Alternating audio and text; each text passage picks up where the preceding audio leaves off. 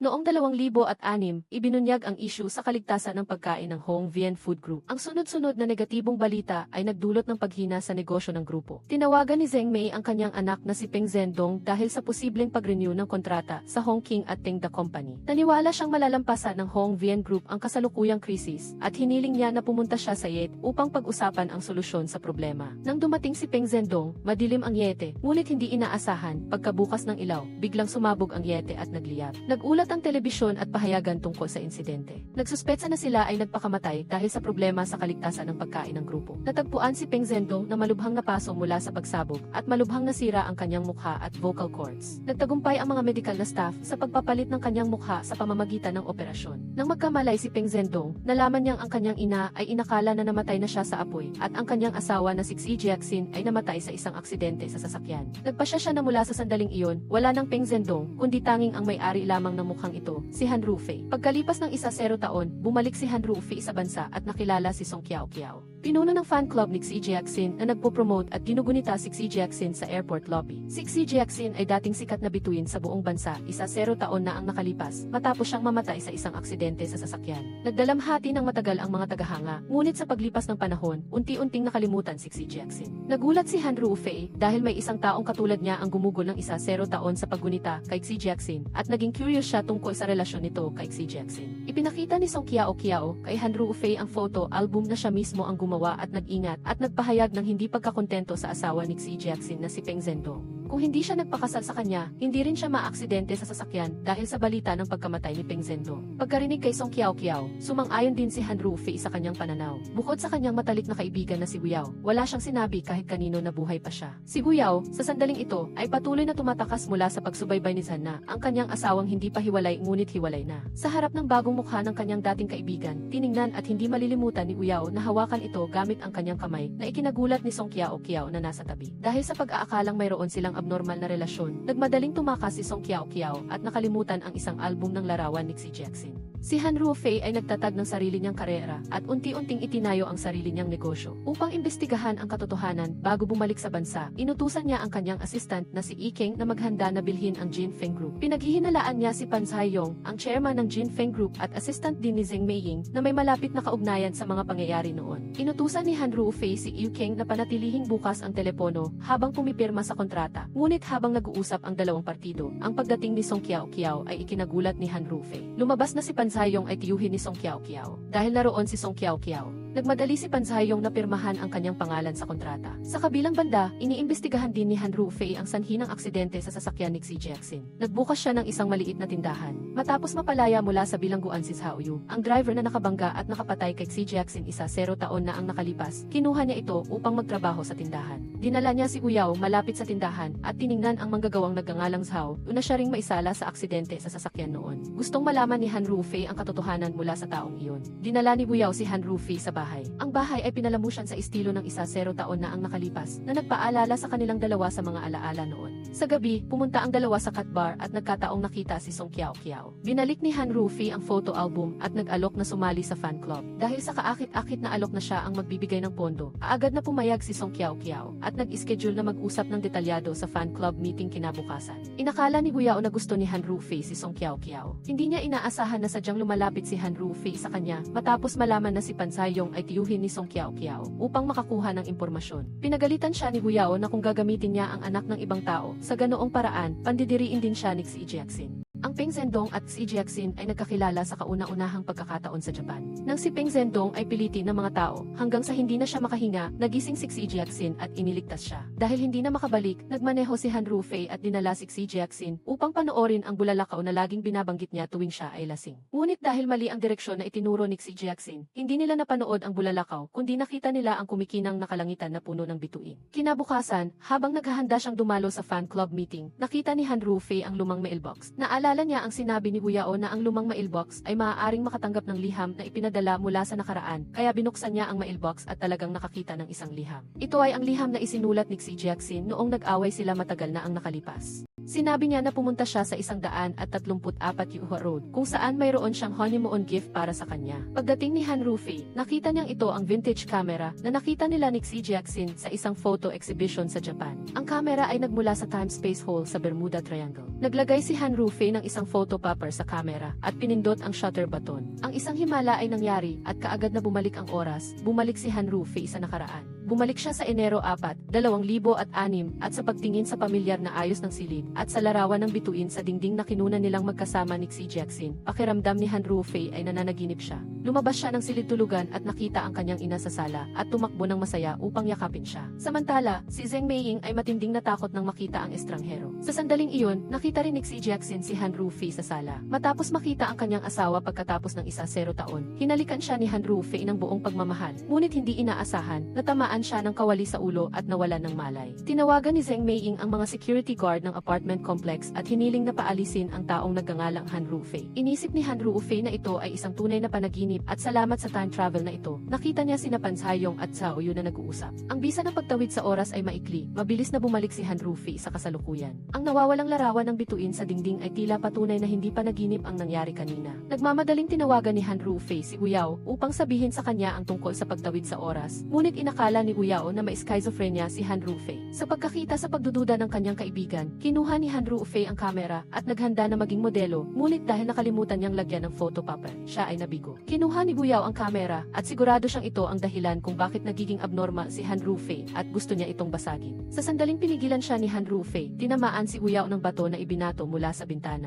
Nawalang malay, lumabas na dahil sa paglabag sa pangako ni Han Rufei. Nagalit si Song Qiao at nagbato ng bato sa bintana at hindi inaasahan, tinamaan si Uyao. Nagising si Uyao mula sa pagkakahimatay at nalaman niyang siya ay iginapos ni Han Rufei at ikinulong sa banyo sa sala. Samantala, abala pa rin si Han Rufei sa kamera. Naghahanda siyang mag-time travel muli upang patunayan na totoo ang pangyayaring ito. Makalipas ang 1 oras, nakita ni Uyao sa kasalukuyan na nawala ang taong nasa harap niya. Upang hindi natakutin muli ang kanyang ina at si Xi Jiaxin, pinili ni Han Rufei na mag-time travel sa banyo sa sala sa pagkakataong ito. Hindi inaasahan, pagkatapos ng time travel, naroon din si Uyao noon at nagsusulat ng pambungad para sa isang bagong nobela. Upang magkaroon ng ebidensya, inilagay ni Han Rufei ang papel sa kanyang bulsa. Nang makita si Han Rufei na lumitaw sa bahay muli, hindi alam ni Xi Jiaxin kung ang taong ito ay isang pasyente sa pag-iisip o isang kalapit na kapitbahay at umaasa lamang siyang umalis na ito. Nang makita si Xi Jiaxin na napakabait pa rin, pinayuhan siya ni Han Rufei na huwag magmaneho sa Marso 25 at huwag lumabas ng bahay sa araw na iyon.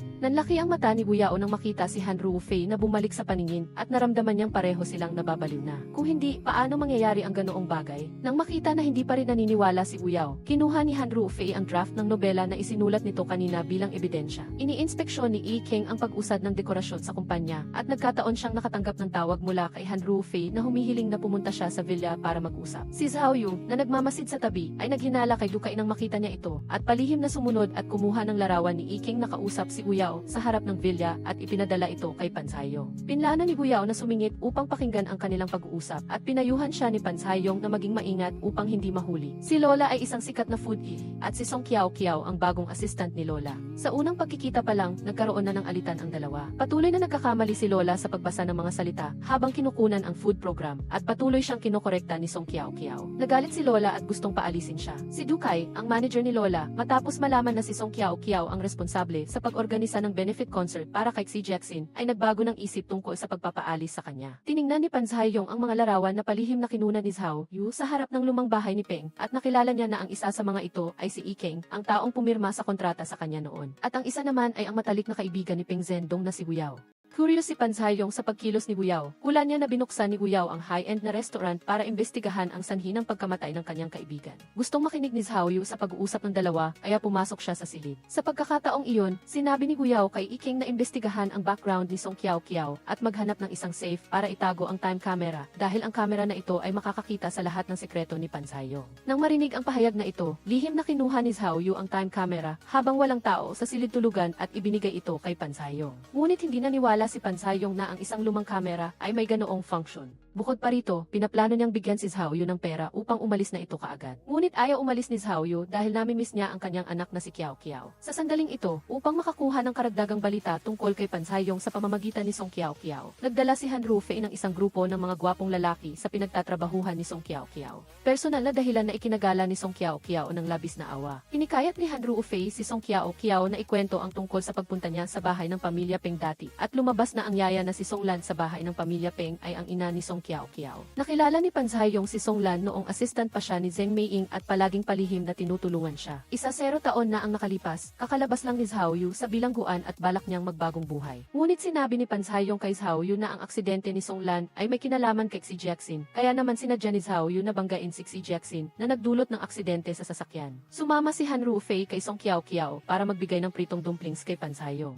Nagkataon nilang nakita sina Pan Saiyong at Xiaoyu na katatapos lang mag-usap at papalabas. Nang makita ang kanyang anak na dumaan sa harap, lalong ayaw umalis ni Xiaoyu at tiniyak niya na hindi siya magbubunyag ng mga sikreto. Bagaman ayaw niya, panlabas ay tumango si Pan Saiyong bilang pagsang-ayon, ngunit sa likod ay nag-utos siyang patayin ng palihim si Xiaoyu. Sa opisina ni Pan Saiyong, nagulat si Han Rufei nang makita ang kamera na dapat ay nasa bahay na lumitaw sa mesa ni Pan Saiyong. Habang nagtatrabaho, sinabihan si Song Qiao Qiao na may naghahanap sa kanya at nang lumapit, nalaman niyang si Han Rufei ito at naghanda pa ito ng masustansyang pananghalian para sa kanya. Sa sandaling ito, tumawag si Ikeng para mag-ulat na nawawala si Xiaoyu. Hiniling ni Han Rufei na dagdagan niya ang tauhan at kapag natagpuan si Xiaoyu, malalaman na ang sanhi ng pagkamatay ni Xi Jiaqin. Hindi inaasahan, nakarinig si Song Qiao Qiao na nagtatago sa tabi at sinabi niya kay Han Rufei na naaksidente si Xi Jiaqin dahil sa pagpirma ng advertising contract. Dahil may limitasyon sa oras ang time camera at hindi maaaring basta-basta mag-time travel. 0 minuto lamang ang maximum bawat beses at maaari lamang bumalik sa parehong lokasyon 0 taon na ang nakalipas. Upang hindi na masaktan pa si Xi Jiaqin, nakipagtulungan si Han Rufei kay Hu Yao upang gumawa ng isang maliit na aksidente sa Jinfeng Group. Nakakuha ng kamera at nag-time travel pabalik sa nakaraan. Dahil sa kakulangan sa oras, hinarang ni Han Rufei si Xi Jiaqin at sinabi sa kanya na huwag siyang pipirma sa kontrata dahil kung hindi, malalagay sa panganib ang kanyang buhay. Gayunpaman, ang hindi inaasahan ni Han Rufei ay kahit hindi pumirma si Xi Jiaqin sa kontrata, ang pagbabalik na ito ay hindi pa rin nakapagpabago sa resulta at namatay pa rin si Xi Jiaqin. Naniniwala si Han Rufei na mayroong isang bagay na siyang sanhi ng aksidente sa sasakyan ni Xi Jiaqin at ang bagay na iyon ay umiral sa daloy ng oras 0 taon na ang nakalipas. Kahit na napigilan niya si Xi Jiaqin na pumirma sa kontrata sa advertising sa pagbabalik na ito, na aksidente pa rin si Xi Jiaqin sa sasakyan nang pumirma siya sa isang kontrata sa pag-arte.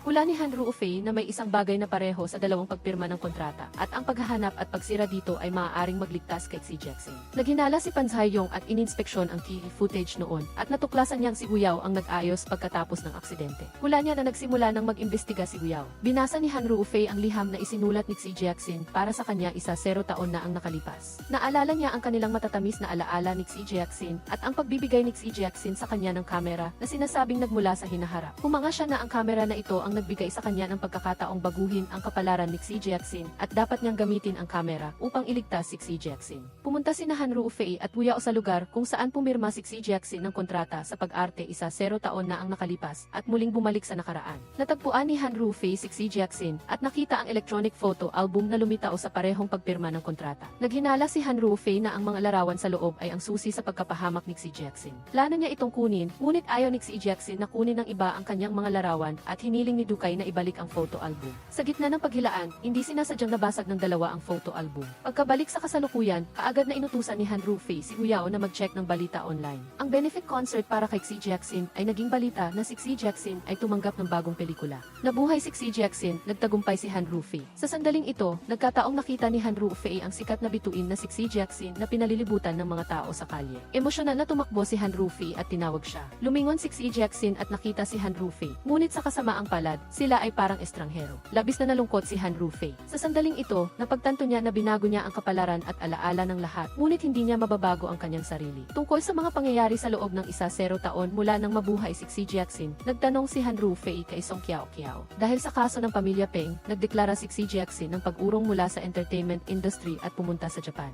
ang bansa kung saan sila nagkita at nagkakilala ni Peng Zhendong. Hindi mapakali si Dukay kaya sinundan din niya si Xi Jiaqin sa Japan. Sa loob ng 10 taon, nag-propose siya ng maraming beses, ngunit paulit-ulit siyang tinanggihan ni Xi Jiaqin. Pagkalipas ng 10 taon, bumalik si Xi Jiaqin sa bansa at pinili na magbalik tanaw. Labis na nag-isip si Wu Yao at sa huli ay naalala niya na tinawagan siya ni Xi Jiaqin 10 taon na ang nakalipas at sinabing may kakaibang larawan siyang gustong ipakita sa kanya. Ngunit sa kasamaang palad, bago pa man makita ni Wu Yao ito, na aksidente na si Xi Jiaqin sa sasakyan. Natuklasan ni Han Ruofei na maliban sa kanya at kay Wu Yao, ang mga alaala ng ibang tao ay na-refresh at detalyadong binago. Ito ang nagpatibay sa kanya na ang problema ay nasa larawan. Balak ni Han Ruofei na personal na sabihin kay Xi Jiaqin na buhay pa siya. Ngunit nang dumating siya sa backstage ng press conference, nakita niya si Xi Jiaqin na nakikipag-usap sa ibang tao at mukhang malapit sila. Nakita ni Han Ruofei ang ngiti ni Xi Jiaqin at sa huli ay hindi na niya sinabi. Sa mundo ni Xi Jiaqin, si Peng Zhendong ay wala na sa loob ng 10 taon at inakala ni Han Ruofei na mayroon ng bagong pag-ibig si Xi Jiaqin. Ayaw na niyang guluhin pa ang buhay nito kaya nakipag-inuman siya kay Wu Yao. Bumalik si Han Ruofei sa lumang bahay, ngunit dahil buhay na si Xi Jiaqin, hindi na ito lugar na maaari niyang pasukin. Walang mapuntahan, napilitan si Han Ruofei na gumala sa kalye. Nagtungo si Han Ruofei na tulala sa bahay ni Kiao Kiao at humiram ng mga materyales ni Xi Jiaqin para panoorin. Nang malaman ni Kiao Kiao na pinalaya si Han Ruofei ng kanyang may-ari ng bahay, labis siyang naawa at pinahiram kay Han Ruofei ang sofa at CC player para mapanood ang mga ni Xi Jiaqin. Tahimik na pinanood ni Han Ruofei ang bawat galaw at ngiti ni Xi Jiaqin at hindi niya napigilan ang sarili na makaramdam ng saya at lungkot kasama niya. Nakita ni Han Ruofei ang DC na may markang trahedya at nakita si Xi Jiaqin sa press conference matapos ang pagsabog ng Yates na labis na nagdadalamhati sa pagkamatay ni Peng Zhendong at nagdeklara ng pag-urong mula sa entertainment industry. Patuloy siyang nanonood at hindi niya napigilan ang kanyang mga luha na bumagsak. Sinabi ni Kiao Kiao kay Ruofei na 3 taon pagkatapos mamatay si Peng Zhendong, nagbalik si Xi Jiaqin upang tulungan si Dukay na gumawa ng pelikula. Inakala naman ni Ruofei na ang pagbabalik ni Xi Jiaqin ay dahil sa paglipas ng panahon na nagsimula na siyang kalimutan ang kanilang malalim na alaala at mayroon na siyang bagong karelasyon. Ngunit iginiit ni Kiao Kiao na ang sakit sa puso ni Xi Jiaqin ay hindi pa rin naghihilom. Pagkarinig nito, muling nabuhay ang pag-asa sa puso ni Ruofei. Kinabukasan, hinanap ni Ruofei si Wu Yao at sinabi sa kanya na nagpasya pa rin siyang makipagkita kay Xi Jiaqin at kahit na nagmamahal na siya sa iba, handa pa rin siyang magbigay ng pagpapala sa kanya. Inimbitahan ni Ruofei si Xi Jiaqin na maging tagapagsalita ng kanyang high-end na restaurant. Nag-alok na makipagkita kay Xi Jiaqin sa isang coffee shop. Pagkatapos malaman ang tungkol dito, agad na tumawag si Xi Jiaqin sa isang misteryosong tao. Sa coffee shop, tumanggi si Wu Yao na umalis, gusto niyang masaksihan ang mahalagang sandali. Ipinahayag ni Ruofei na kaya niyang paniwalain si Xi Jiaqin na siya ay namatay at muling nabuhay at gagamitin ang kamera upang mag-time travel at baguhin ang kasaysayan. Pumunta si Ruofei sa sasakyan ni Wu Yao para kunin ang kamera, ngunit nalaman niyang dumating na si Pan Caiyong sa coffee shop. Nagmamadali siyang tumawag kay Wu Yao para umalis na, ngunit nagpilit si Wu Yao na manatili doon at hintayin si Pan Caiyong. Upang tulungan si Ruofei na imbestigahan si Pan Caiyong at sadyang iniwan ang telepono sa speaker mode. Mayabang na sinabi ni Pan Caiyong kay Wu Yao na matagal na niyang alam ang kanilang pagkatao at binalaan silang huwag nang maghukay pa sa nakaraan. Pagkasakay ni Pan Caiyong sa sasakyan, agad siyang tumawag sa isang misteryosong tawag.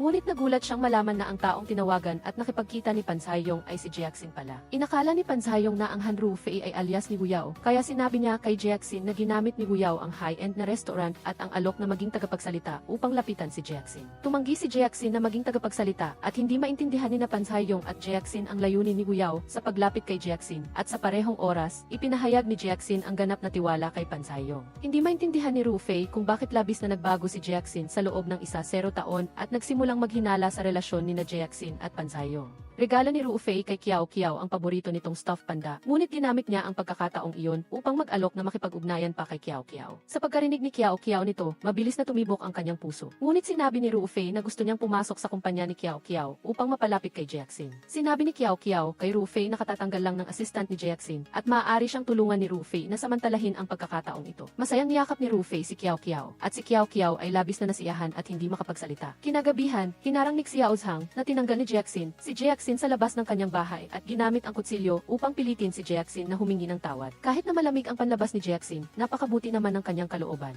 Sa totoo lang, matagal na siyang nag-ayos ng trabaho para kay Xiao Zhang, ngunit sa pagkakataong ito ay diretsahan niyang tinanggihan ang hindi makatwirang kahilingan ni Xiao Zhang. Sa sandaling ito, ang lalaking nakaitim na may fedora na nakita na ni Ruofei ay dumating sa oras at ginamitan ng electric baton si Xiao Zhang hanggang sa mawalan ito ng malay. Lumabas na ang lalaking nakaitim ay si Xu Xiao, ang asawa ni Wu Yao na nagpanggap na lalaki. Inutusan siya ni Jiaqin rin na imbestigahan si Pansayong. Sa labas ay nagtitiwala si Jiaxin kay Pansayong ngunit sa katunayan ay matagal na siyang naghihinala at palihim na nag-imbestiga sa kanya. Sinabi ni Xuxiao kay Jiaxin na baka may kabet si Uyao na nagngangalang Feifei. At sinabi naman ni Jiaxin sa kanya na si Han Rufei ay si Uyao at sinusubukan siyang lapitan. Agad na tinawagan ni Xuxiao si Uyao upang kumpirmahin ngunit hindi umamin si Uyao. Nagbigay ang dalawa ng mga hula na nakakabaliw. Naalala ni Jiaxin na noong bagong kasal pa lamang sila ni Zhendong, hindi siya gusto ng kanyang biyenan at hindi siya pinagkakatiwalaan at nagpadala pa ito ng tao upang subaybayan at imbestigahan siya. Pumunta si Jiaxin sa Yet upang tanungin ang ina ni Peng Zhendong ngunit hindi sila nagkasundo at pareho silang hindi masaya. Pagkaalis ni Jiaxin, naganap ang pagsabog. Naghinala si Jiaxin tungkol sa nangyari ng gabing iyon at nagsisi na umalis siya ng maaga kaya hindi niya napigilan ang pagsabog. Dinala ni Kiao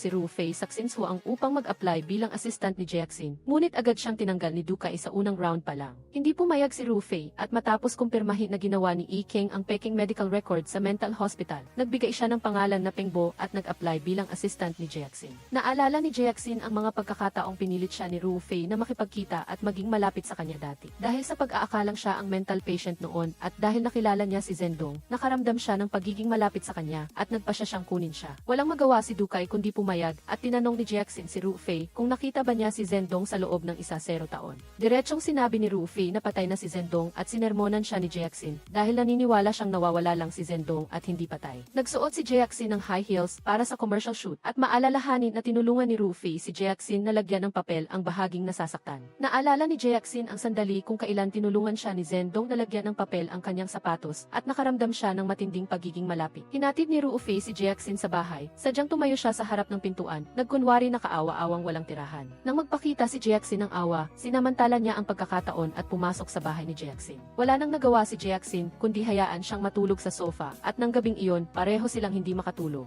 Nararamdaman ni Jiaxin na mas malapit siya kay Zhendong dahil sa pagdating ni Rufei, habang si Rufei naman ay labis na emosyonal dahil sa pagbalik niya sa bahay na ito. Upang mahanap ang sekreto ng electronic photo album, palihim na pumasok si Rufei sa silid-tulugan ni Jiaxin maaga sa umaga. Ngunit sa kasamaang palad ay wala siyang nakita. Ngunit hindi niya sinasadyang natuklasan na ang tabi ng kama ni Jiaxin ay mayroon pa ring larawan nila kasama niya 10 taon na ang nakalipas. Ginamit ni Rufei ang refleksyon ng salamin at natuklasan na mayroong paparazzi na palihim na kumukuha ng larawan nila ni Jiaxin. Sa tingin ni Jiaxin ay ayos lang, ngunit labis na nagalit si Rufei at malakas na ipinahayag na responsibilidad niya na protektahan si Jiaxin. Ang kanyang pag-aalaga at pag-aalala ay nagdulot ng kalituhan kay Jiaxin. Humingi ng tulong si Rufei kay Kiao upang hanapin ang security guard para paalisin ang paparazzi. Nagalit si Kiao dahil niloloko ni Rufei si Jiaxin at nananatili sa bahay ni Jiaxin, ngunit tinulungan pa rin niya si Rufei na panatilihin ang sekreto. Gumamit si Rufei ng matatamis na salita upang takpan ang katotohanan at tinanong si Kiao kung bakit hindi maaaring banggitin si Zhendong sa harap ni Jiaxin. Sinabi ni Kiao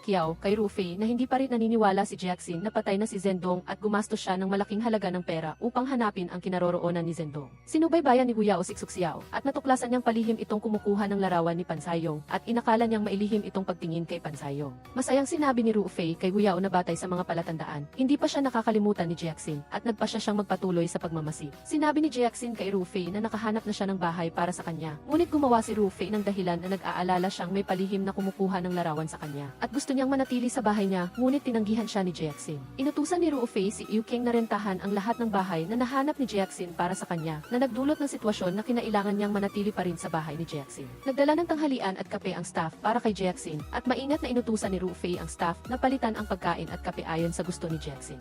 Nagulat si Jiaxin sa pagiging maalalahanin ni Rufei at sa kanyang pagkakaintindi sa lahat ng kanyang gusto. Gumawa si Rufei ng dahilan na siya ay isang mahusay na assistant upang maiwasan ang pagtatanong. Plinano ni Lola na gamitin ang commercial shoot bilang pagkakataon upang makipag-pillow fight kay Jiaxin para magiganti, kaya sadyang hiniling niya sa prop master na palitan ang mga balahibong unan ng mga bakwit na unan. Hindi niya inaasahan na pinalitan din ng staff sa backstage ang unan ni Jiaxin ng bakwit na unan. Sa commercial shoot, patuloy na hinahabol at hinahampas ni Lola si Jiaxin, ngunit naiwasan ito ni Jiaxin at sa huli ay tinamaan niya sa mukha si Lola at nawalan ito ng malay.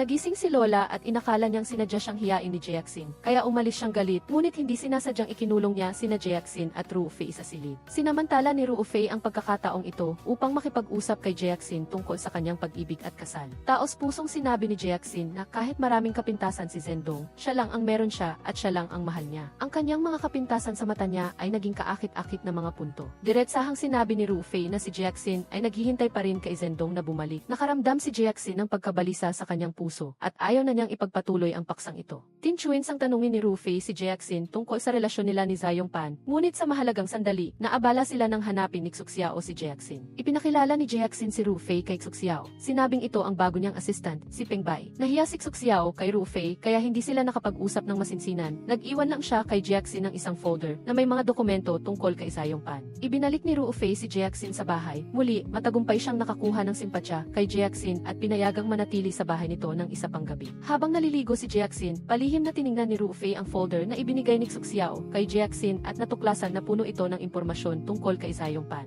Tinawagan niya si Huyao at sinabi rito na si Jackson ay patuloy na nag-imbestiga kay Zayong Pan at nagpasya siyang aaminin na kay Jackson ang tungkol sa kanyang pagkatao at lahat ng nangyari. Sinabi rin ni Huyao kay Rufei na nakita niya si Xuxiao na may damit panlalaki at mula roon ay hinuhusgahan niyang ang lihim na kadate ni Jackson ay maaaring si Xuxiao na nagpanggap bilang isang lalaki. Nagtipo ng lakas ng loob si Rufei, naghahanda upang sabihin kay Jackson ang kanyang tunay na pagkatao. Ngunit sa hindi inaasahan, sa mahalagang sandali, naabala siya ng isang estrangherong bumisita. Nagpakilala ang taong ito na si Zhang. Sinabi kay Jackson na buhay pa si Zhen Dongpeng at gusto siyang makita. Sinabi ni Jackson na maraming mga manloloko ang gumagamit ng paghahanap kay Zhen Dong upang siya sa ilokohin, kaya hindi na siya naniniwala. Ngunit ipinahayag ni Zhang Ehi na maaari niyang dalhin kaagad sila upang makita si Zhen Dongpeng. Dahil sa matinding pagmamahal kay Zhen Dong, nagpasya pa rin si Jackson na makipagkita sa taong sinasabi ni Zhang Ehi. Dinala ni Zhang Ehi sina Jackson at Rufei sa isang mataas na uri ng ospital. Sinabing siya ang vice director at pinakuha sa mga tauhan ang isang taong nakaupo sa wheelchair, tulala at walang malay. Nang makita si Zhen Dongpeng na may ganap na naibang mukha, tumayo at umalis sina Jackson at Rufei. Ngunit iginiit ni Zhang Ehi na pagkatapos ikumpara ang Ehi, ang taong ito ay si Zhen Dongpeng na nagpa-cosmetic surgery.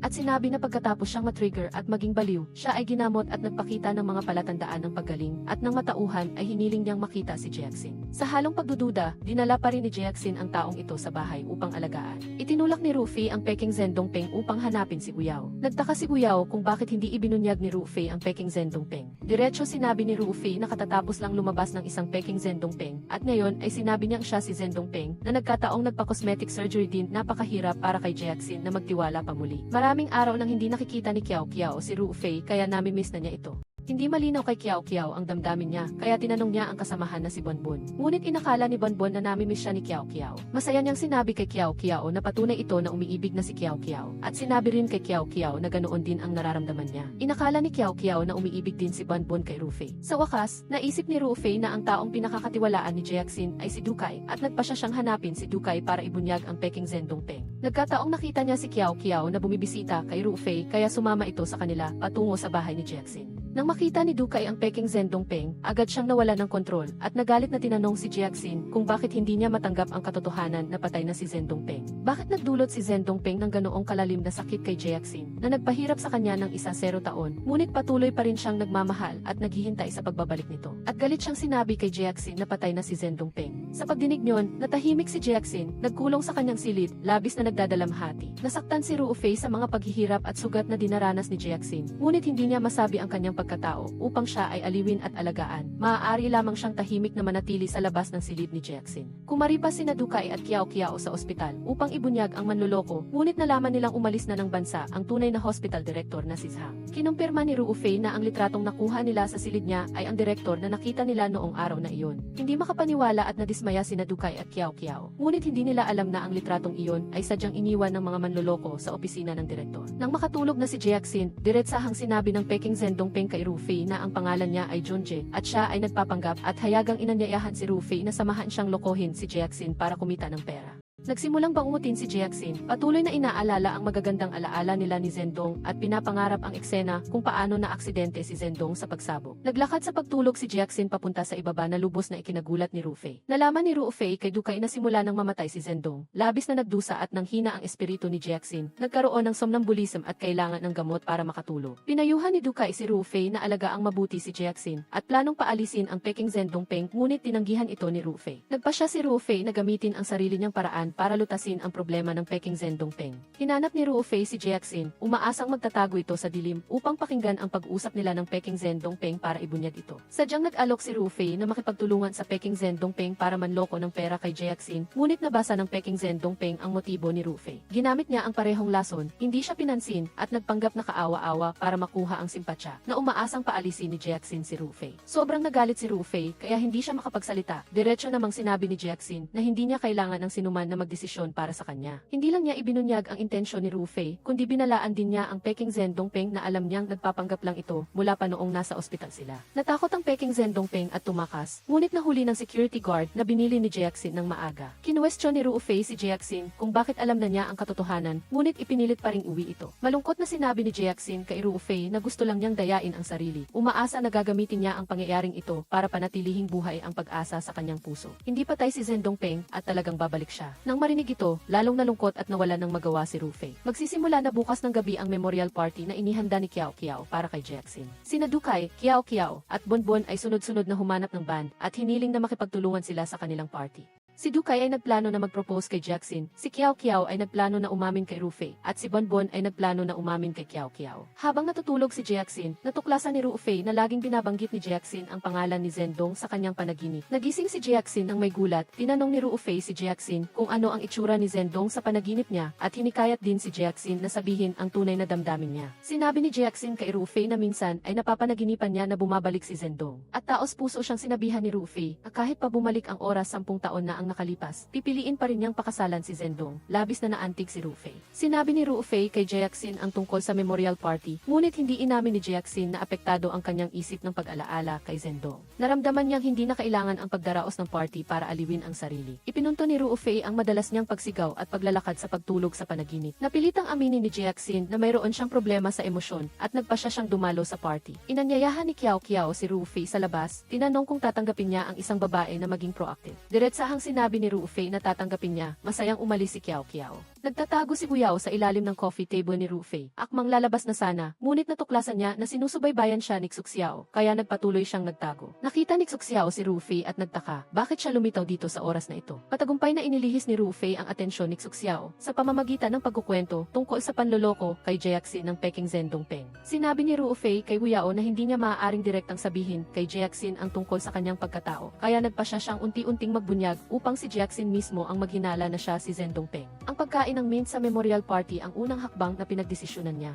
Nag-aalala si Guyao kay Ruofei na allergic sa mint. Ang aksyong ito ay maaaring maging banta sa buhay, kaya pilit niyang pinipigilan si Ruofei. Ngunit hindi siya nagtagumpay, kaya nagpasya siyang dumalo sa party upang protektahan si Ruofei. Ngunit sinabi ni Ruofei sa kanya na hiniling niya kay Kiao Kiao na imbitahan si Zayongpan sa party upang magkaroon ng pagkakataon si Guyao na pasukin ang opisina ni Zayongpan sa gabing iyon para imbestigahan ang misteryo ng pagkawala ni Yuzhao. Kasabay nito, inimbitahan din ni Jiaxin si Zayongpan sa memorial party upang magkaroon ng pagkakataon si Xuxiao na pasukin ang opisina ni Zayongpan sa gabing iyon upang imbestigahan ang katotohanan. Nagtaka si Xuxiao kung bakit pagkalipas ng 1-0 taon pa lang nagsimulang magduda at mag-imbestiga si Jiaxin kay Zayongpan. Sinabi ni Jiaxin kay Xuxiao na nakita niya ang isang litrato ni Zayongpan na lumitaw sa harap ng pinto ng bodega ng pagkain bago ang insidente ng food poisoning ng kumpanya ng Hongyuan. Kaya nagdududa siyang may kaugnayan si Zayongpan sa pagsabog. Nag-imbestiga si Zayongpan at nalaman na ang gourmet restaurant na Shai Shangfang ay itinatag sa ibang bansa, ngunit hindi pa nakarating sa ibang bansa si Guyao. Nagduda siyang magkaiba sina Ruofei Han at Guyao, ngunit hindi niya mahulaan ang relasyon ng dalawa.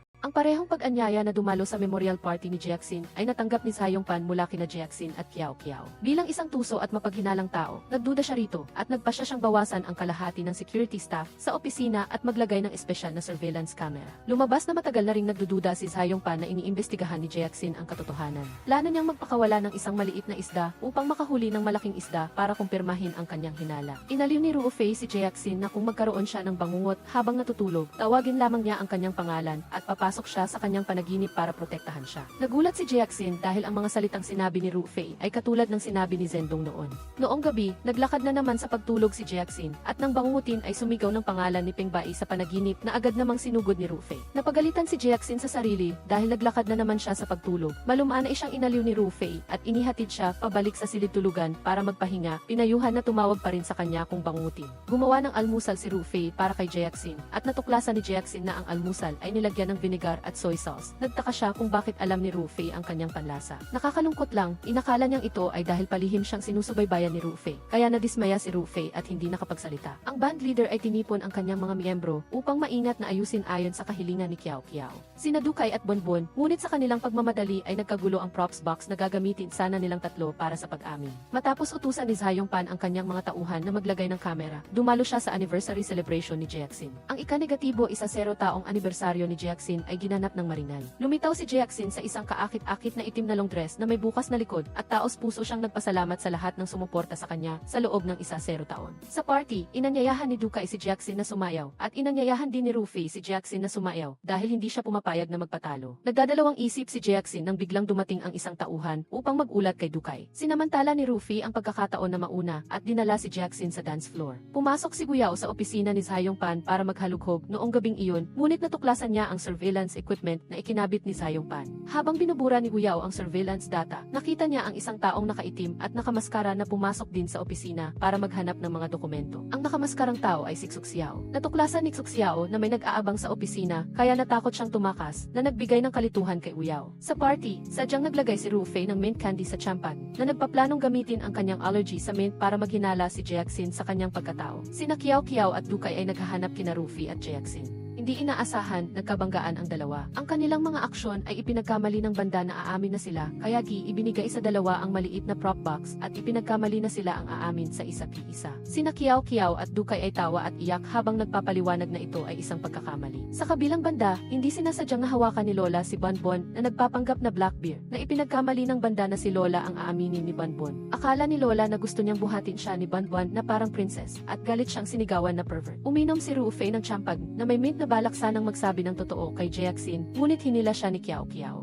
Umamin si Kiao Kiao kay Rufy at ang resulta ay bumagsak si Rufy dahil sa allergy at hindi niya narinig ng malinaw ang sinabi ni Kiao Kiao. Ngunit inakala ni Kiao Kiao na nawalan siya ng malay dahil sa labis na emosyon. Lumuhod si Dukay at nagpropose kay Jackson, ngunit napatawa lang niya si Jackson. Dito niya lang napagtanto na nagkamali ng bigay ang banda sa ring box ng proposal at sa loob ay isang maliit na manika. Nagalit si Dukay at nabigo na naman ang kanyang proposal. Si Rufy ay nagkaroon ng sunod-sunod na bangungot, pinapangarap na tinutokso siya ni Zayong Pan. Nakalimutan na siya ni Jackson. Nagising siyang nagdurusa at nalaman niyang inakala ni Kiao Kiao na nawalan siya ng malay dahil sa gutom kaya dinala siya sa bahay upang pakainin ng Kongji. Ang resulta, nilagyan ni Kiao Kiao ng mint ang Kongji kaya nawalan ng malay si Rufy muli. Pagkatapos ng party, hindi nakita ni Jackson si Rufy at sinabi ni Dukay sa kanya na umalis na sina Kiao Kiao at Rufy nang magkasama. Nadismaya si Jackson, sinabi ni Jackson kay Dukay na pakiramdam niya ay kamukhang-kamukha ni Zendong si Rufy, ngunit binuhusan siya ni Dukay ng malamig na tubig. Iginiit niyang magkaiba ang dalawa at inisip na ito ay dahil nakikita ni Jackson ang sinumang iniibig niya bilang ang taong minamahal niya. Nakita ni Guyao si Rufy sa bahay ni Kiao Kiao. Sinabi sa kanya na may nakita siyang ibang taong nakaitim na sumingit sa opisina ni Zayong Pan. At natuklasan din ang surveillance camera, ngunit nabura na ang lahat ng surveillance data. Pumunta rin si Xuk Xiao sa bahay ni Jackson. Sinabi sa kanya na nakaranas siya ng ambush sa opisina ni Zayong Pan kagabi kaya nagmadali siyang tumakas. Sinuri ni Jackson na ang nag-ambush ay ibang tao na nag-iimbestiga rin kay Zayong Pan at hininuha na si Guyao ang taong nakaitim. Tinanong ni Dukay si Kiao Kiao kung bakit hindi pumasok sa trabaho si Rufy. Hindi sinasadyang nasabi ni Kiao Kiao na natulog si Rufy sa bahay niya na nagdulot ng maling akala kina Dukay at Bonbon na may romantic relationship ang dalawa. Malungkot na umalis si Bonbon, inakala ni Kiao Kiao na malungkot si Bonbon dahil tinanggihan siya ni Lola, kaya mabait siyang humiling kay Dukay na purihin si Bonbon kay Lola. Natuklasan ni Zayong Pan ang mga bakas ng naburang surveillance data, kaya natukoy niyang may nakapasok sa kanyang opisina. Nagdududa na iniimbestigahan siya ni Jackson. Palihim na umuwi si Xuk Xiao at nakarinig ng hilik mula sa silid ni Guyao, kaya kumalma siya. Ngunit ang totoo, ito ay tunog na inihanda ni Guyao, na ni-record gamit ang voice recorder. Hinanap ni Kiao Kiao si Lola para ipaliwanag ang hindi pagkakaunawaan kagabi tungkol kay Bonbon at humingi rin ng pagkakataon para kay Bonbon kay Lola. Tinawagan ni Kiao Kiao si Bonbon at binuksan ang speaker para magkaroon ng pagkakataon si Bonbon na diretsong umamin kay Lola. Ang resulta, walang kamalay-malay si Bonbon ay nagbigay ng sunod-sunod na pagkakamali ni Lola sa telepono at ipinahayag na hinding-hindi niya ito magugustuhan. Galit na galit si Lola at natakot si Kiao Kiao na tumakas. Hinanap ni Zayong Pan si Lola upang magtanong tungkol kay Jackson. Ang resulta, diretsahang sinabi ni Lola na si Zayong Pan at si Jackson ay matagal ng magkaibigan. Inakala niyang nagpunta ito sa kanya para makipag-away para kay Jackson. Dali-daling inalok ni Zayong Pan na kunin si Lola bilang representative ng kanyang kumpanya na ikinagulat ni Lola. Sinabi ni Zayong Zayongpan kay Lola na ito ay dahil mas bata siya kay Jackson, na labis na ikinatuwa ni Lola. Sinabi ni Ruofei kay Kiao Kiao na hindi siya natutulog kundi nawala ng malay dahil sa mint allergy at ipinaalala rin kay Kiao Kiao na pareho sila ng allergy ni Zendong. Ang ganitong uri ng allergy ay napakabihira, ngunit ang makitid na isip ni Kiao Kiao ay hindi pa rin maikonekta si Ruofei kay Zendong. Muling nagpahayag ng damdamin si Kiao Kiao kay Ruofei. Diretsahang sinabi ni Ruofei na tanging kapatid lang ang turing niya kay Kiao Kiao at humingi ng tawad dahil sa maling akala niya. Natulala si Kiao Kiao nang marinig ito, inutusan ni Zayongpan ang kanyang sekretary na tawagan si Kiao Kiao at sinadyang sabihin sa kanya na may sakit si Zayongpan para linlangin si Kiao Kiao na bumisita.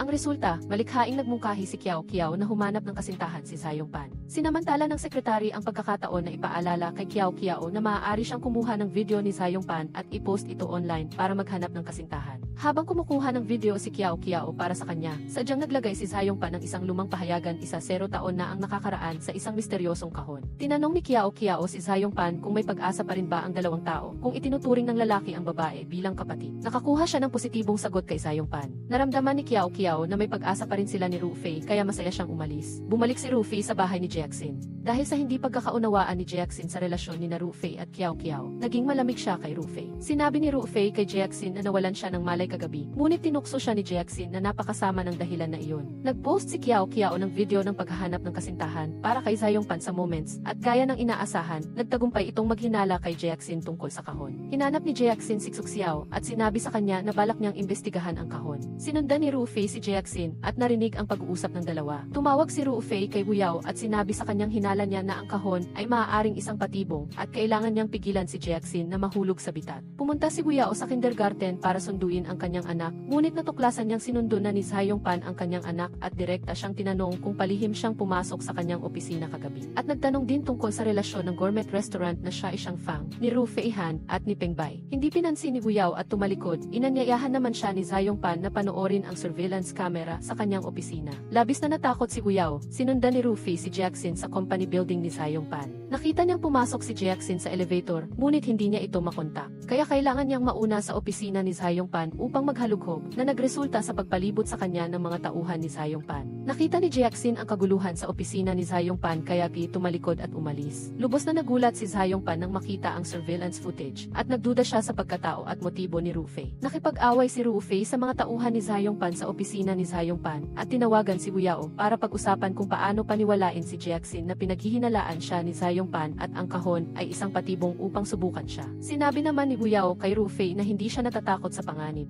Handang tulungan siya ngunit hindi niya maatim na madamay ang kanyang anak. Naunawaan ni Ruofei ang pag-aalala ni Huyao. Nagpasalamat kay Huyao sa walang sawang pagtulong sa kanya at nagdesisyong mag-imbestiga mag-isa sa katotohanan. Sinabi ni Jackson kay Suxiao na naghihintay sa bahay niya na dahil biglang may maraming tao na pumasok sa opisina ni Zayongpan, umuwi siyang walang dala at plano niyang pasukin muli ang opisina ni Zayongpan ngayong gabi. Napansin ni Jackson na wala na naman sa bahay si Ruofei kaya nagreklamo siya kay Suxiao at sinabi rin sa kanya na nitong mga nakaraang araw ay napakalapit ni na Ruofei at Kiao Kiao at hindi maitago sa tono ng kanyang boses ang pagkainggit. Nagtaka si Suxiao kung bakit pagkatapos ng maraming taon, nagsimula nang maging interesado si Jackson sa ibang lalaki. Tinanong ni Ruofei si Kiao Kiao tungkol sa mga detalye ng pagkuha ng video at inanyayahan din siyang humingi ng tulong kay Jackson sa paghahanap ng kasintahan para kay Zayongpan. Umaasang gamitin ito para paalalahanan si Jackson tungkol sa pakana sa likod nito. Dahil matalino si Jackson, pagkatapos makatanggap ng tawag mula kay Kiao Kiao, nahulaan niyang ang kahon ay maaaring bitag na sadyang inihanda ni Zayongpan. Bumalik si Zayongpan sa opisina para harapin si Ruofei at sinabi rin kay Ruofei na alam na niyang hindi si Ruofei Han si Huyao.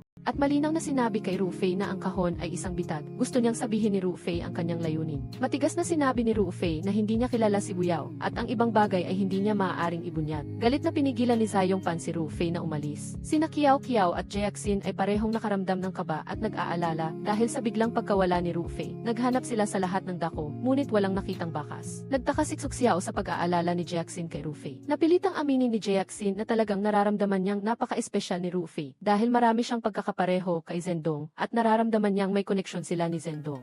Inakala naman ni Suxiao na ito ay dahil sa labis na pagkamis ni Jiaxin kay Zhendong na humantong sa pagkalito ng isip. Umalis si Suxiao para umuwi. Sinabi kay Uyao na hinahanap ni Jiaxin ang nawawalang bagong assistant na si Peng Bai sa lahat ng dako. Dahil sa kanyang anak, gusto sanang umatras ni Uyao, ngunit napasigla siya ng inosente, ngunit matuwid na sinabi ng kanyang anak, nagdesisyon siyang makipagsapalaran upang tulungan si Ru Fei na hanapin ang katotohanan. Dumating si Kiao Kiao sa bahay ni Ru Fei. Nadismaya nang malaman na wala siya. Sinundan ni Jiaxin si Kiao Kiao. Natuklasan niyang nasa bahay si Ru Fei. Nagtaka siya, bakit niya ito palaging niloloko na wala siyang tirahan para makatira sa bahay niya. Nang tumalikod at umalis, hindi sinasadyang natuklasan ni Jiaxin ang susi ng bahay ni Ru Fei na nakatago sa ilalim ng doormat sa pinto. Dahil sa pagdududa, ginamit ni Jiaxin ang susi upang buksan ang bahay ni Ru Fei at tingnan sa loob. Sa pagkakataong ito, dumating din si Uyao sa bahay ni Ru Fei. Narinig ni Jiaxin ang tunog ng pagpihit ng susi at nagmadaling nagtago sa aparador. Hindi nakita ni Uyao si Ru Fei at aalis na sana nang dumating din ang sekretary ni Zhayong Pan sa bahay ni Ru Fei. Sa pagmamadali, nagsuot si Uyao ng itim na balabal na may takip sa ulo, nagtago sa aparador at natuklasan na nagtago na si Jiaxin sa loob bago pa siya at natakot si Jiaxin kaya hindi siya nagsalita. Ang mga tauhan ni Zhayong Pan ay naghalughog sa bahay ni Ru Fei. Walang nakita at aalis na sana nang bigla silang makarinig ng kalabog mula sa aparador. Bumalik ang sekretary ni Zhayong Pan sa itaas, binuksan ang pinto ng aparador. Nakahanda na si Uyao at binomba ng pepper spray ang kanyang mga mata kaya napahiga sa sahig ang sekretary sa sakit. Sinamantala ni Uyao ang pagkakataon na tumakbo pababa at palihim ding umalis si Jiaxin. Hinanap ni Jiaxin si Suxiao. Sinabi sa kanya na nagpunta siya sa bahay ni Ru Fei. Sinabi ni Jiaxin kay Suxiao na dalawang grupo ng mga hindi inaasahang bisita ang sumingit sa bahay ni Ru Fei. Ang isa ay ang mga tauhan ni Zhayong Pan at ang isa naman ay nakamaskara. Nadama ni na Jiaxin at Suxiao na maraming lihim ang itinatago ni Ru Fei. Tinanong ng may panunukso ni Suxiao si Jiaxin kung bakit niya sinusundan si Kiao Kiao at nag-aalala sa kinaroroonan ni Ru Fei. Ibinunyag ng isang pangungusap ang katotohanan na nagsimula ng umasa at mag-alala si Jiaxin kay Ru Fei. Umaasa si Suxiao na ang taong mamahalin ni Jiaxin ay si Dukai, na lihim na nagmamahal sa kanya sa loob ng 10 taon. Ngunit sinabi ni Jiaxin na si Dukai ay parang pamilya lang, habang si Ru Fei ay nagdudulot sa kanya ng kakaibang damdamin. Dumating si Guyao sa kumpanya ni Zhayong Pan at sinadyang pinapasok ng security guard. Pagkalabas ni Guyao sa elevator, dinala siya agad ng mga tauhan ni Zhayong Pan sa harap niya.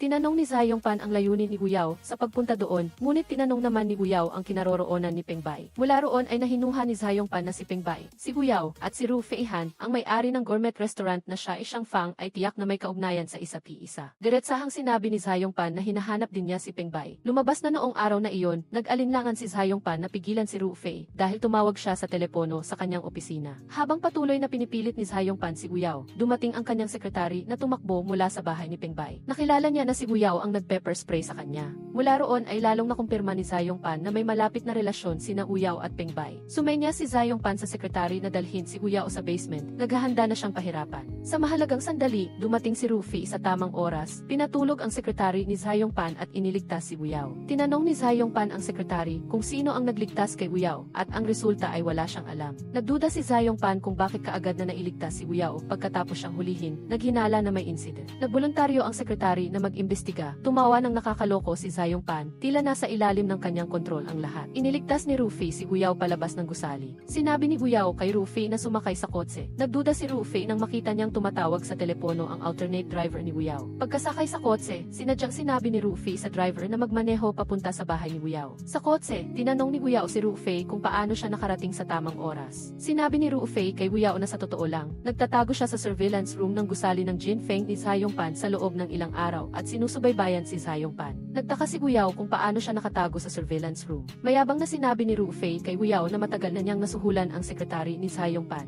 Nang makarating ang kotse sa bahay ni Guyao, umalis ang driver at agad na inireport kay Zhayong Pan ang lahat ng narinig niya. Lumabas na ang driver ay ipinadala ni Zhayong Pan para subaybayan si Guyao at sinabi rin kay Zhayong Pan na ang sekretary ay isang insider. Nagtaka si Guyao kung bakit pumunta si Ru Fei sa bahay niya, ngunit hindi pumasok. Sinabi ni Ru Fei kay Guyao na ang lahat ay ginawa para linlangin ang driver na espiya ni Zhayong Pan. Hindi na unawaan ni Guyao ang lahat. Ipinaliwanag ni Ru Fei na sinadya niyang papuntahin ang driver sa bahay ni Guyao para subukan ito. Natuklasan niyang alam ng driver ang pangalan ni Guyao at ang eksaktong tirahan niya. Mula roon ay hinulaan niyang ang driver ay espiya ni Zhayong Pan. Lubos na humanga si Uyao sa katalinuhan ni Rufei. Diretsahang sinabi ni Rufei na lahat ng ginawa niya ay para ilipat ang hinala ni Zayongpan sa kanya, kapalit ng kaligtasan ni Jackson. Tinali ni Zayongpan ang sekretary para tanungin at natuklasan niyang nahulog siya sa bitag ni Rufei. Sinabi ng sekretary kay Zayongpan na ang pagkatao ni Pengbai ay isa ng problema. Siguro sa pag-imbestiga mula rito ay matutukoy ang relasyon ni na Uyao, Rufei Han, ang may-ari ng gourmet restaurant na siya isang Fang, at Pengbai. Ginamit ni Zayongpan ang cellphone ni Uyao na ninakaw niya para magpadala ng text message kay Suxiao. Inutusan siyang dalhin si Xiao Bao sa kanya ngayong gabi. Nakaramdam si Suxiao ng tuwa nang matanggap ang mensahe at dinala si Xiao Bao sa pinag-usapan nilang lugar. Binigyan ni Rufei si Uyao ng isang HP flash drive at sinabing ibigay ito kay Zayongpan kapalit ng paglaya ni Uyao. Labis na nagulat si Uyao nang umuwi at natuklasan na wala sa bahay sina Suxiao at ang kanyang anak. Sinabi ng kanyang kutob na ang pagkawala ng dalawa ay may kaugnayan kay Zayongpan. Umuwi si Rufei at natuklasan na naghihintay si Kiao sa pinto na may halong pagkakasala at pagkaantig ang kanyang nararamdaman. Nag-alala si Kiao kung nasugatan ba si Rufei. Sinabi na labis siyang nag-alala para sa kanya at tinanong kung saan siya nagpunta nitong mga nakaraang araw. Nag-atubili si Rufei kaya maingat na sinabi ni Kiao na hindi na siya dapat magtanong ng marami. Iniutos niya kay Norfei na magpahinga ng mabuti at umuwi siya para magluto ng congee para sa kanya. Mas lalong nakonsensya si Norfei pagkarinig nito. Nagmakaawa si Kiao kay Norfei na huwag nang mawala pa at saka nag-aatubiling umalis. Pinuntahan ni Hyu si Pan Bihidung. Galit na inutusan siyang pakawalan agad si Hakyu at ang kanyang anak. Inalok ni Pan Bihidung na ipalit ang sikreto ng PCF Hidden Dance na kainan si Fai at Bai na nagpagalit at nagpawalang lakas kay Hyu. Sinabi ni Hyu kay Pan Bihidung na si B ay si Fai, ang presidente ng PCF Hidden Dance na kainan. Ang layunin niya sa pag-imbestiga kay Pan Bihidung ay para kunin ang posisyon ng Big Boss sa industriya ng pagkain sa lungsod. Si Hyu naman ay galit dahil kinuha ni Pan Bihidung ang Hon Vin mula kay si Jackson, ngunit palaging walang pakialam, abala lamang sa pagpapaunlad ng sarili niyang Jinfeng. Para makamit ang hustisya para kay Jackson, tumanggap siya ng pera kay Norfei at nagplano na makipagtulungan kay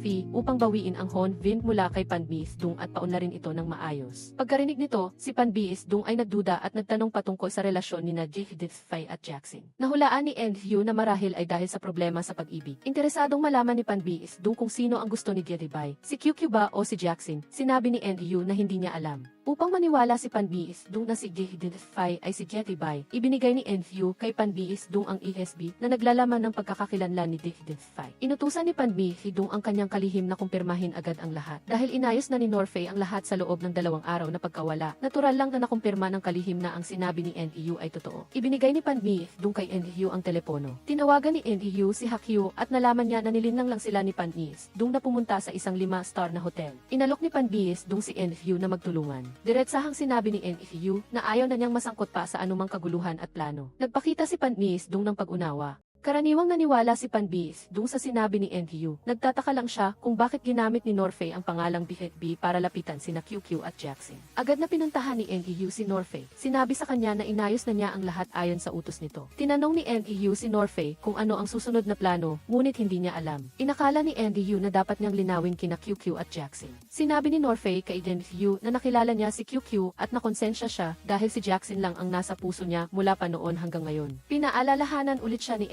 Hyu na dapat din niyang linawin kay Jackson. Nag-isip ng mabuti si Norfei at nagpa siyang puntahan si Jackson upang linawin ang lahat. Pumunta si Norfei sa bahay ni Jackson at palihim na umakyat sa bintana. Ngunit nakita niya si Jackson na nakaupo sa bintana at mumingiti ng mapait sa kanya. Napangiti si Norfei at nagpaliwanag kay Jackson na mayroon siyang mahalagang gagawin kaya ginawala siya ng ilang araw. Sinabi ni Jackson na sigurado siyang pumunta ito sa Polar Region kaya hindi niya ito makontak sa telepono. Tinanong ni Jackson kung bakit niya ito niloko na wala siya sa bahay. Napangiti lang si Norfei at sinabi kay Jackson na sinadya niya itong linlangin para lang makalapit sa kanya. Pagkarinig nito, pinatawad na sana siya ni Jackson, ngunit inutusan siyang mangako na hindi na siya mawawala ulit. Biglang sinabi ni Norfei na gusto niyang mag-resign. Nagtaka si Jackson pagkarinig nito, nalulungkot at nasasaktan ang kanyang puso. Ngunit nagkunwari siyang matapang na nagsabing ayos lang. Nagmadaling ipinaliwanag ni Norfei na gusto niya talagang makasama si Jackson, ngunit meron siyang hindi maiiwasang dahilan para umalis. Naguluhan si Jackson, lumuha at tumalikod, sinadya niyang huwag tignan si Norfei. Inutusan ni Pan Bihidung ang kanyang kanyang mga tauhan na ikalat ang balita na si GTB ay si G-identify at sabay na sinabi kay QQ na masama ang intensyon ni Norfei. Laging itinago ang pagkakakilanlan upang makalapit at ligawan si QQ. Pinaalalahanan si QQ na iwasan si Norfei. Sino ang mag-aakala na labag sa inaasahan? Tuwang-tuwa si QQ pagkarinig nito. Si Ki ay nag-alala nang malaman na si G-identify ay si GTB. Natatakot na magkaroon ito ng masamang epekto kay Jackson, kaya inutusan niya ang lahat na itago ang balita. Pumunta si QQ sa pinagkukunan ni Jackson at nakita ang maraming reporter na nakapalibot sa pinto. Tumakbo si Ki at hiniling sa kanya na kunin ang telepono ni Jackson upang maiwasan siyang makita ang balita. Nagtataka si Denryu kung bakit hindi diretsong sinabi ni Norfei kay Jackson kahapon na si GTB ay si G-identify. Ngunit sinabi ni Norfei kay Denryu na ang dahilan kung bakit ikinalat ni Panbis dung ang balita ay para sukatin ang reaksyon ni Jackson. At sa pagtatago lamang kay Jackson, magiging totoo ang kanyang reaksyon.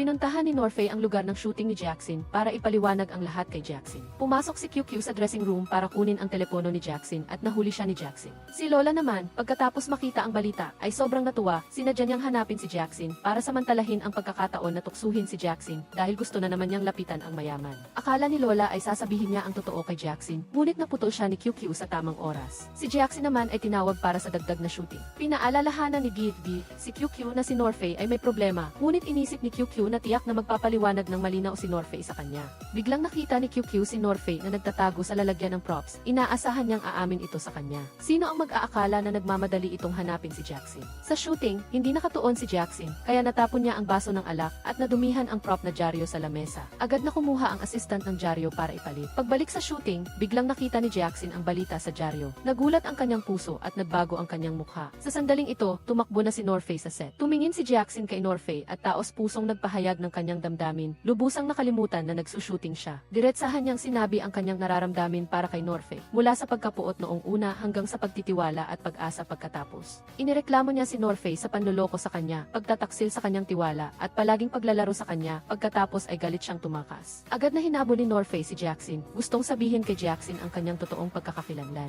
Ngunit nakita niya si Panbis dung napapalapit kaya kailangan niyang baguhin ang kanyang tono at sinabing hindi niya sinasadya ang pagtatago sa kanya. Biglang dumating si QQ at nagmamadaling nagpaliwanag para kay Norfei. Sinabi kay Jackson na gusto siyang lapitan at ligawan ni Norfei, kaya nagtago siya ng pagkakakilanlan para maging assistant ni Jackson. Walang imik si Jackson pagkarinig nito at mas lalo siyang nadismaya. Dahil naroon si Panbis dung, napilitang pigilin ni Norfei ang sakit sa puso. Walang magawa kundi aminin ang sinabi ni QQ. Tumakbo si Ki para aliwin si Jackson, ngunit nagkunwari si Jackson na matapang at sinabing walang kinalaman sa kanya ang pagkakakilanlan ni Gitibay. Ngunit sa totoo lang ay naguguluhan siya sa loob. Nadismaya si Hakyu dahil hindi si Enryu ang may-ari ng EST Dance. Habang kumakain sila, nakatanggap sila ng tawag mula kina Norfei at Jackson at agad silang tumakbo para makita sila. Upang ilayo ang mga reporter sa labas ng set, pinagsilbi ni Ki si QQ na magpanggap bilang si Jackson at kasama ni Lola ay dinala ang mga reporter palayo. Sinabi ni Jackson kay Hakyu na hindi siya naniniwala na pumasok si Norfei sa kumpanya para ligawan si QQ. Ikinatuwiran naman ni Hakyu na ang mayayamang binata ay madalas nakakaiba kumilos. Nagtataka si Jackson kung bakit nagpanggap si Enryu na siya ang may-ari ng EST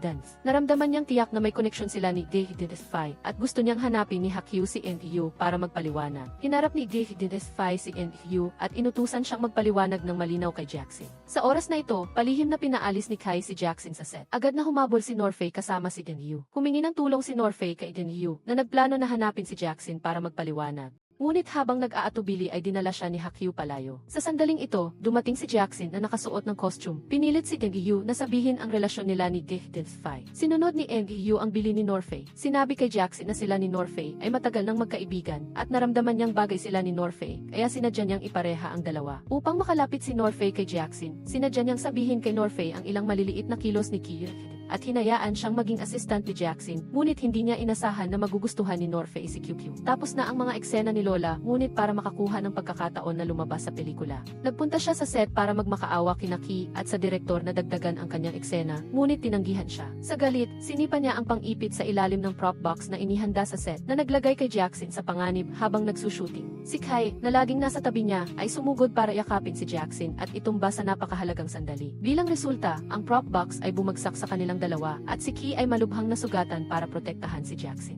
Nagulat sina Hak-Hyu at Din-Hyu nang masaksihan ang aksidente. Sinabi ni En-Hyu kay Norfei na may nangyari kay Jackson. Nang marinig ito, labis na nag-alala si Norfei at agad na tumakbo sa ospital. Nagising si Jackson at nalaman niyang malubhang nasugatan si Ki kaya labis siyang nakonsensya. Inihikayat niya si Ki na walang malay sa tainga nito. Kung magising siya ngayon, papayag siya sa proposal niya. Narinig ni Ki ang tawag ni Jackson at talagang nagising. Inilabas niya ang singsing na laging suot niya at nag-propose kay Jackson sa ika-29 na pagkakataon. Nagulat si Jackson, walang magawa kundi pumayag. Sa sandaling ito, tumakbo si Norfei at nakita ang eksena ni Ki na sinusuot ang singsing kay Jackson. Malungkot siyang umalis ng tahimik. Nagdahilan si Jackson na kailangan pa niyang magpa-eksamin. Nagmadaling umalis at agad na tinanggal ang singsing. Nilaro ni Hak-Hyu ang engagement ring at tinanong si Jackson kung ano ang iniisip niya. Diretsahang sinabi ni Jackson na nag-iisip siya ng solusyon. Pinayuhan ni Hak-Hyu si Jackson na huwag saktan si Kay. Biglang may naisip si Jackson. Sinabi ni Norfei kay En-Hyu na nang makita niya si Ki na nagpo-propose kay Jackson, bigla siyang gumaan ang pakiramdam. Naisip ni Norfei na tunay na mahal ni Ki si Jackson at palihim niyang babasbasan ang dalawa. Inilantad naman ni En-Hyu na nagpapakatapang lang si Norfei at sa katunayan ay labis siyang nagdurusa sa loob. Sinadya ni Jackson na magyabang tungkol sa kanilang relasyon. Sa panonood ng pelikula ay patuloy siyang nagbibigay ng komento na nagpadama kay Ki na medyo kakaiba ang kanilang relasyon kaya gusto niyang magbakasyon ng ilang araw upang maayos na makipag-date. Kumalat ang balita tungkol sa relasyon ni Jackson at Ki sa kumpanya at masaya si QQ para sa kanila. Sa pagkakataong ito, pinaalalahanan ng kasamahan si QQ na huwag niyang pakawalan si Norfei. Sa labas, nagkunwari si QQ na walang pakialam ngunit sa totoo lang ay naghahanap siya ng diskarte online. Inimbitahan ni Panbis dung sina Norfei at QQ na kumain. Sa hapunan, binalaan ni Panbis dung si Norfei na huwag magkaroon ng masamang intensyon kay QQ. Agad na nagpuno si QQ ng alak para kay Norfei. Sinadya ni Panbis dung nabigyan ng AC card ang dalawa para sa resort. Hindi makatanggi si Norfei kaya napilitan siyang sumama kay QQ sa resort. Si Panbis dung naman ay nagpadala ng paparazzi na si Tewkoch para sundan sila. Alam ni Norfei na isa na namang pagsubok ito mula kay Panbis, dung kaya inutusan niya si En-Hyu na tawagan siya sa tamang oras para makatakas siya. Bukod pa rito, dahil papalapit na ang kaarawan ng ina ni Norfei, inutusan niya si En-Hyu na alamin kung anong aktibidad ang sinalihan ng kanyang ina bago siya pumanaw. Nang dumating sina Norfei at QQ sa resort para mag-check-in, sinabi ng staff sa kanila na 2 standard room at 1 double room na lang ang natitira. Walang pag-aatubiling pinili ni Norfei ang 2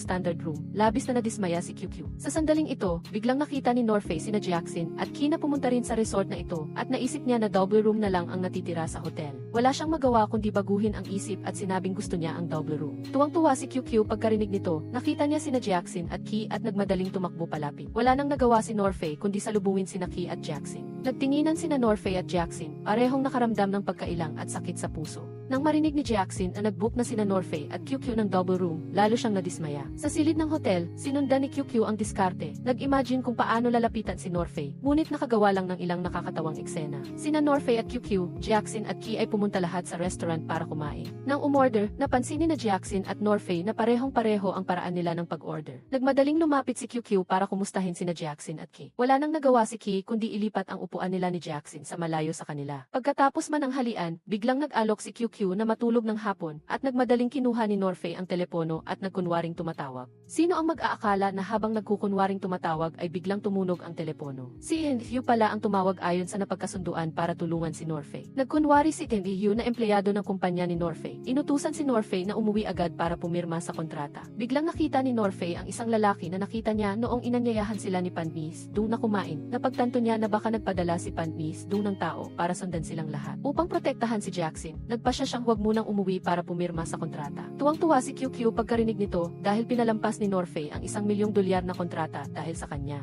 Nakita ni Norfei si Tewkoch na sumusunod kina Jackson at Ki kaya nagmadali rin siyang humabol. Naglaro sina Jackson at Ki ng elevator destiny game. Sinabing maghihiwalay sila sa paggamit ng elevator. Kung bubukas ang pinto ng elevator at makita niya si Kai, nangangahulugan na may koneksyon sila. Nang pumasok si Jackson sa elevator, nakita niya ang isang tagahanga at hindi sinasadyang nabanggit niya ang pag-akyat sa ika-negatibo, siyam na palapag. Tuwang-tuwa si Ki pagkarinig nito at nagmadali ring umakyat sa ika-negatibo, siyam na palapag. Ngunit, hindi sinasadyang napindot ng anak ng tagahanga ang ika-negatibo, 6 na palapag. Nang huminto ang elevator sa ika-negatibo, 6 na palapag, bumukas ang pinto at nakita ni Jackson si Norfei. Gusto sanang magpaliwanag ni Norfei kay Jackson, ngunit mariing isinara ni Jackson ang pinto ng elevator. Gusto naman ni Jackson na maglaro ng taguan kay Ki para tingnan kung mahahanap siya ni Ki sa napakaraming silid ng hotel. Nang makarating siya sa isang silid, nagtago si Tewkoch na nakasunod sa kanya sa katabing silid. Nagmamadali ring pumunta si Norfei dito. Nagkataon na pumasok si Norfei sa isang silid at nakita si Jackson. Labis na nagulat si Jackson. Binalaan ni Norfei si Jackson Jackson na sinusundan siya, mas mabuting umalis siya agad, ngunit inakala ni Jackson na ordinaryong paparazzi lang iyon. Sa halip ay pinaalalahanan pa si Norfei na huwag na siyang sundan. Umalis si Jackson sa silid at nakita si Key na naghahanap sa kanya sa pasilyo. Sinabi kay Key na matagumpay ang Destiny Challenge at nagpa siya siyang mag-swimming. Narinig ito ni Tew-Coach na nagtatago sa katabing silid. Tuwang-tuwa si Tew-Coach at agad na tumawag sa kanyang opisina upang makipagnegosasyon sa presyo ng mga litrato ni Jackson na nakasuot ng swimwear. Sa sandaling ito, tumawag si Panbies Dung at inutusan si Tew-Coach na sundan ng mabuti si Jackson. Narinig ni Norfei ang lahat mula sa katabing silid at agad na tumakbo sa swimming pool para protektahan si Jackson. Nang marinig na nirenta na ni Key ang buong swimming pool, sumugod pa rin si Norfei sa ladies changing room at nakita si Tew-Coach sa likod ng kawayang kortina. Habang tuliro pa ang lahat at hindi pa nakakakilos, mabilis na tumakas si Tew-Coach. Walang pag-aalinlangan na hinarang ni Norfei ang kotse sa labas ng hotel para humabol at tumalon din si Jackson sa kotse. Dahil sa dami ng mga sasakyan sa kalsada, hindi pa rin nasundan ni Norfei si Tew-Coach. Galit na galit si Norfei, ngunit inaliw siya ni Jackson at sinabing kailangan lang nilang bawiin ang memory card. Dinala ni Norfei si Jackson sa isang restaurant para kumain. Nagtataka si Jackson kung bakit sila napunta doon at nalaman niyang naubusan pala ng gas ang sasakyan. Sa sandaling ito, nalaman nilang pareho silang walang dalang pera. Hindi na paniwala ni Norfei ang may-ari ng restaurant na bigyan sila ng libreng pagkain sa husay niya sa pananalita. Sa sandaling ito, nakilala ng may-ari si Jackson. Emosyonal na sinabing tagahanga siya ni Jackson, ngunit tinanggihan pa rin ang kahilingan ng dalawa na kumain ng libre. Nagbalak si Jackson na tawagan si Key, ngunit pinigilan siya ni Norfei. Nag-alok si Norfei na gusto niyang mapag-isa sila ni Jackson, at tahimik na ibinaba ni Jackson ang telepono pagkarinig nito. Sinabi ni Jackson kay Norfei na nagugutom na siya. Pumasok ulit si Norfei sa restaurant at sa huli ay napapayag niya ang may-ari. Kumain silang dalawa at maingat na inalis ni Norfei ang malutong na balat ng pritong manok para kay Jackson. Nagtataka si Jackson kung paano nalaman ni Norfei ang gusto niya dahil hindi pa niya ito sinabi kahit kanino. Ngunit nagkunwari si Norfei na tagahanga rin siya ni Jackson. Agad na tinanong ni Jackson, hindi bagi nag-assistant siya dahil kay QQ. Sa sandaling ito, tinawag ng may-ari si Norfei at hindi na bumalik at nakita ni Jackson na pinabayaan siya ni Norfei na kumain. Pumayag pala siyang maghugas ng isang tambak na pinggan para sa may-ari. Labis siyang naantig at nagpumilit na maghugas ng pinggan kasama si Norfei. Hindi siya napigilan ni Norfei at habang nakasara ang kanyang manggas, dumating si Naki at QQ. Nang makita ni Naki at QQ ang matamis na eksena ni Norfei at Jackson, pareho silang nakaramdam ng pagkainggit. Iniulat ni Tew-Coach kay Panbies Dung na ang dalawang magkapareha, si Naki, Jackson at QQ, Norfei, ay nagmamahalan, ngunit nawala niya ang isang memory card ng kamera. At nahuli siya ni Panbies Dung sa balak niyang kumita ng dagdag na pera. Nagdahilan si Norfei na hindi ligtas ang resort at nagpasya na umalis muna sila ni QQ. Nang mag-check out na sina Norfei at QQ, nalaman nila na may landslide sa daan pababa ng bundok at hindi pa sila makauwi. Ngunit narentahan na ang kanilang mga silid at wala nang bakanting silid sa hotel.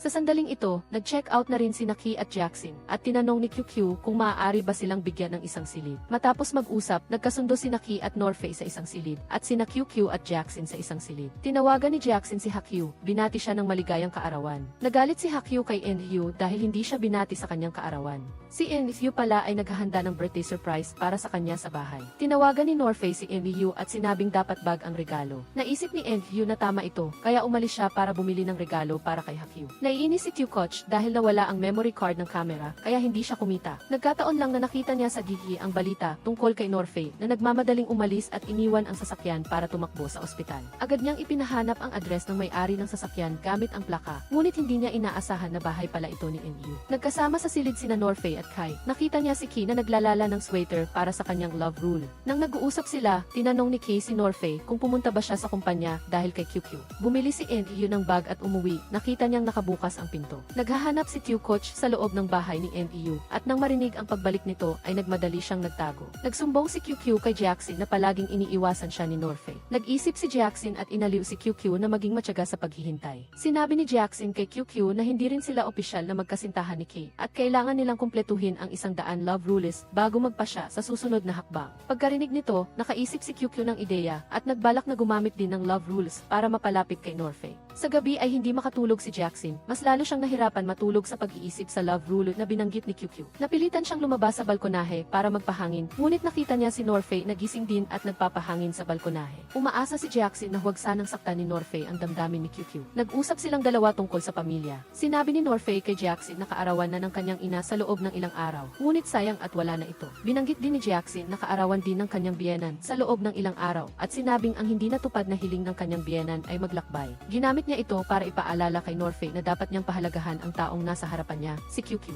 Nagdiwang si Genhyu ng kaarawan ni Hakyu at pareho silang nalasing. Nag-alok si Hakyu na maging tapat sila sa isa-ki-isa. Kailangan nilang i-loudspeaker ang lahat ng tawag. Tumango si Genhyu bilang pagsang-ayon at sa sandaling ito, tinawagan ni Norfei si Genhyu. Nagkatinginan sina Genhyu at Hakyu at si Coach na nagtatago sa banyo ay nagtaas ng tainga para makinig. Sinabi ni Jackson kay Norfei na noong nakaraan, sila ni Genhyu ay masyadong abala kaya hindi nila naisama ang biyenan niya sa paglalakbay. Kung naglakbay sana sila noong panahong iyon, marahil ay naiwasan sana ng biyenan niya ang pagsabog. Tinawagan ni Norfei si Genhyu. Sinabi kay Genhyu na sa makalawa ang kaarawan ng kanyang ina, nakaisip siya ng paraan para iligtas ang kanyang ina. Dahil hiniling ni Hakyu na maging tapat sila, naka-loudspeaker ang telepono ni NU. Kaya di natakot siyang sumagot at nagmamadaling pinatay ang tawag. Ngunit ang sinabi ni Norfei ay narinig ni Coach na nagtatago sa banyo. Agad na iniulat ni Coach ang narinig na pag-uusap kay Panmisdong. Nag-usap sina QQ at Norfei tungkol sa love rules. Nag-alala si Norfei at tinanong si QQ, paano kung nakumpleto ni Ki ang 100 love rules ni Jackson? Sumagot si QQ na magpapakasal si Jackson kay Kay. Labis na nalungkot si Norfei pagkarinig nito. Sa wakas ay inamin ni Norfei kay Genhyu na hindi niya makalimutan si Jackson. At mas lalong hindi niya kayang makita siyang magpakasal sa iba. Nagpasya siyang aminin ang kanyang pagkakakilanlan kay Jackson.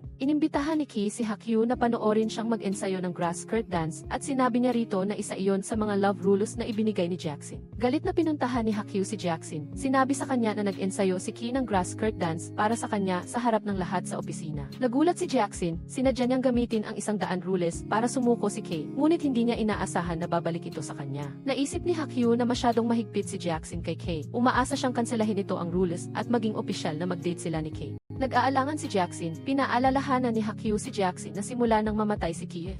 Laging nasa tabi niya si Kay, palihim na kasama at patagong nagmamahal sa kanya. Siya ang pinakamabuting lalaki para sa kanya at isa ring napakahalagang tao sa puso ni Jackson. Inamin ni Jackson na si Kay ay tunay na mahalagang kaibigan, ngunit hindi kasintahan. Sinabi ni Hakyu kay Jackson na kahit gaano pa kahirap ang kondisyon ang ibigay niya, gugugulin ni Kay ang buong buhay niya para tuparin ito. Walang nagawa si Jackson pagkarinig nito, sinamantala ni Hakyu na ipawalang bisa ang di makatarungang patakaran para kay Kay. Kailangan lang ni Kay na sagutin ng tama ang tanong na ibibigay ni Jackson at tapusin ang huling hiling ni Jackson upang payagan niya ang proposal nito. Sa sandaling ito, dinala ni NU si Norfei kay Jackson. Sinabi ni Norfei kay Jackson na hindi bagay si Ki kay Jackson dahil hindi si Ki ang taong pinakakilala si Jackson sa mundo. Sa katunayan, nang harapin ang tanong ni Jackson, nabigo si Ki dahil hindi niya nasagot ang lahat. Lumabas na ang huling tatlong tanong ni Jackson ay tungkol sa pribadong bagay sa pagitan nila ni Ki. Nalaman ni Panmisdong na ang sinabing kaarawan ng ina ni Norfei ay pareho ng kaarawan ni Maying. Kinuha agad ng ina ni Jed T. Reth-Ennis na si Jeff Dennisfy ay maaaring si Jed T. Reth-Ennis. Pinuntahan ni QQ si Panmisdong. Sinabi sa kanya na napakamaalalahanin ni Norfei sa kanya. Sinubukan ni Panmisdong kung nakilala na ba ni QQ ang mga magulang at pamilya ni Norfei. Sina Genhyu, Hakyu, Kai at Norfei ay sabay-sabay na naghapunan sa bahay ni Jackson. Sa hapunan, nagpakita ng pagmamahal si Ki at Norfei kay Jackson na nagpakaba kay Jackson. Tinanong ni NU si Norfei kung bakit hindi pa siya umaamin kay Jackson. Nag-aalala si Norfei na baka hindi pa rin maniwala si Jackson. Nakaisip si Norfei ng ideya na dalhin ang kanyang ina sa paglalakbay upang maiwasan ang pagsabog. Nag-alala si NU na masyadong mabilis ang oras para magpalit ng tiket at ibigay ang tiket sa ina ni Norfei. Hinamon ni Kay si Norfei at tinanong si Norfei ng mga tanong na hindi niya nasagot. Ngunit nagulat siya nang malaman na nasasagot ni Norfei ang bawat tanong. Isinulat ni Kay ang mga sagot ni Norfei sa papel at ibinigay kay Jackson. Nagulat si Jackson dahil nasagot ni Kay ng tama ang lahat ng tanong. Hindi rin inaasahan ni Kay na tama ang lahat ng sagot ni Norfei. Nag-alala siya at naalala ang sinabi ni Norfei sa kanya na siya si Jed T. Reth-Ennis. Nagsimula siyang magduda na si Norfei ay si Jed T. Reth-Ennis. Nagulat si Hakyu nang marinig ang kanyang hinuha. Ibinigay ni Jackson ang kanyang huling kondisyon, ang makita ang pinakamalaking teleskopyo sa mundo. Naguluhan ang lahat. Si Norfei lang ang nakaunawa na napakahirap sagutin ang tanong na ito. Kaya, ito ang magalang na paraan ni Jackson para tumanggi. Pinuntahan ni QQ si Norfei at sinabi sa kanya na gusto niyang makilala ang mga magulang nito. Sinabi ni Norfei kay QQ na ang kanyang mga magulang ay namatay 0 taon na ang nakakaraan. Naalala ni QQ na namatay din ang kanyang ina 0 taon na ang nakalipas. Naramdaman niyang mas lalo silang napalapit ni Norfei. Hinihimok ni Ki ang lahat ng empleyado ng kumpanya na tulungan siyang makaisip ng paraan upang mahanap ang pinakamalaking teleskopyo sa mundo. Pinuntahan ni Panbis dung si Tukoch. Inutusan siyang agad na kumuha ng CT scan photo ng mukha ni Norfei upang matukoy kung sumailalim ba ito sa cosmetic surgery. Kapag nakumpirma na si Norfei ay si Jedi T. Reflin, gagawa siya ng hakbang para harapin ito. Inutusan ni Norfei si NEU na ibigay ang kamera sa kanya. Naghahanda siyang mag-time travel pabalik para iligtas ang kanyang ina. At inutusan din niya si E-Events na maghanda ng mobile phone at ang numero ng travel company 10 taon na ang nakakaraan. Sinabi ni NEU kay Norfei na may nakita siyang lighter sa kanyang bahay. Kinuha ni Norfei na naiwan iyon ng tao ni Panbis dung sa bahay ni NEU at naisip ang huling pagkakataon na tinawagan niya si NEU para pag-usapan ang tungkol sa pagliligtas sa kanyang ina. Nakikinig pala ang taong iyon sa kanyang bahay. Inutusan ni Norfei si Naji Event at Denithyu na ilayo ang lahat ng mga nagmamanman at siya naman ay umuwi sa bahay ni Jackson upang maghanda para sa time travel. Nakita ni Norfei na dinala ni Hakyu si Jackson. Nag-alala siyang magpo-propose ulit si Ki kaya inutusan niya agad si NEU na sundan sila. At ginamit niya ang time camera upang bumalik sa harap ng kanyang bahay 10 taon na ang nakalipas. Tinawagan ni Norfei ang travel agency. Inutusan silang ipadala ang tiket ng kanyang ina bukas ng tanghali at pagkatapos ay kumatok siya sa pinto upang makita ang kanyang ina. Nang makita ni TSEDN si Norfei, naaalala niya na minsan nang sumugod si Norfei sa kanyang bahay. Nagpanggap na kanyang anak at inakala niyang maisakit sa pag-iisip ito. Tanging si Rufai lang ang makapagsinungaling na magaling na siya sa sakit at nagpanggap na empleyado ng travel company. Ipinasa ang pag-ibig at pagsisisi ni Sidithe kay Miguel. Nang umabot sa sensitibong bahagi, naisip ni Rufai na hindi niya naparangalan ang kanyang ina habang nabubuhay pa. Hindi na iwasan ang pag-iyak. Naantig at masayang nakipag-usap si Miguel kay Rufai. Inalok pa ni Rufai na masahihin siya. Masayang pumayag si Miguel at ang pagmamahal ng mag-ina ay umaapaw, mainit at nakakaanti. Matapos gawin ang lahat, bumalik si Rufai sa kasalukuyan, ngunit malungkot na natuklasan na hindi niya alam kung bakit namatay pa rin ang kanyang ina. Sinabi ni Gigiyo kay Rufai na may malaking kilo si Iskay. Sinabihan siyang pumunta agad doon. Ang nangyari, si Iskay sa tulong ni Kyokyo ay ginamit ang paputok para makita ni Jigi, ang pinakamalaking shooting star sa mundo. Naantig si Jigi-san, sinamantala ni Iski ang pagkakataon na umamin ng pag-ibig kay Jigi at muling nag-propose. Sa mismong sandaling iyon, tumakbo si Rufy upang pigilan si Jigi na magpakasal kay Iski at malakas na nagpahayag ng pag-ibig kay Jigi-san. Pagkarinig nito, umalis si Kyokyo na tila tinamaan ng kidlat sa pagkabigo. Nagulat si Jigi-kat nang makita ang kamera ni Sidithen na hawak ni Rufy. Sinamantala ni Rufy ang pagkakataon na ipaliwanag na siya si Envy Sidithen at pinakita kay Jigi ang eksaktong katulad na peklat ni Sidithen sa kanyang binti. Ngunit tinawanan lang siya ni Jigi at sinabing nagpapanggap lang siya. Ang tapat niyang salita ay lalo lang nagpagalit kay Jigi. Tinanong siya ni Jigi-san kung siya talaga si Kenji Zidithe, nasaan siya sa loob ng 10 taon. Si Senvi Zidithe ay hindi nakapagsalita noong panahong kailangan siya ni Jigi-san. Si Iski ang nasa tabi niya at hindi siya. Galit na tinanggap ni Jigi ang singsing ni Iskay, nilampasan si Rufy. Nang gabing iyon, naalala ni Jigi ang kanilang pagkakakilala at pag-ibigan ni Envi Zidithe. Ang pag-ibig na hindi kailanman nawala sa kanyang puso ay pinahirapan ang bawat sulok ng kanyang kalooban. Si Sans Kyokyo ay malungkot na umalis matapos makita si Rufy na umamin kay Jigi-san. Nagpagalagala mag-isa sa kalye hanggang sa hindi na niya napigilan ang sarili na tumakip sa mukha at humagulgol. Dahil sa ugali ni Jigi-san, kung gusto niyang maniwala, kailangan niyang maranasan ito mismo. Ngunit kung hahayaan siyang danasin ang mga bagay na iyon, ang alaala ng pagkakapatay sa kanya ay maaaring bumalik din. Hindi matiis ni Rufy na saktan si Jigi. Muli, kaya sinunod niya ang payo ni Giyo. Nagsinungaling na ang dahilan kung bakit hindi niya hinanap si Jigi ay dahil nagka-amnesia siya. Kinaumagahan, nag-doorbell na si Rufy sa bahay ni Jigi-san. Gustong magpaliwanag sa kanya. Ngunit ayaw tanggapin ni Jigi ang paliwanag niya. Sa halip ay itinulak siya palabas ng bintana. Pagkatapos ay nagulo ang isip ni Jigi-san. Sinabihan si Iski na halikan siya.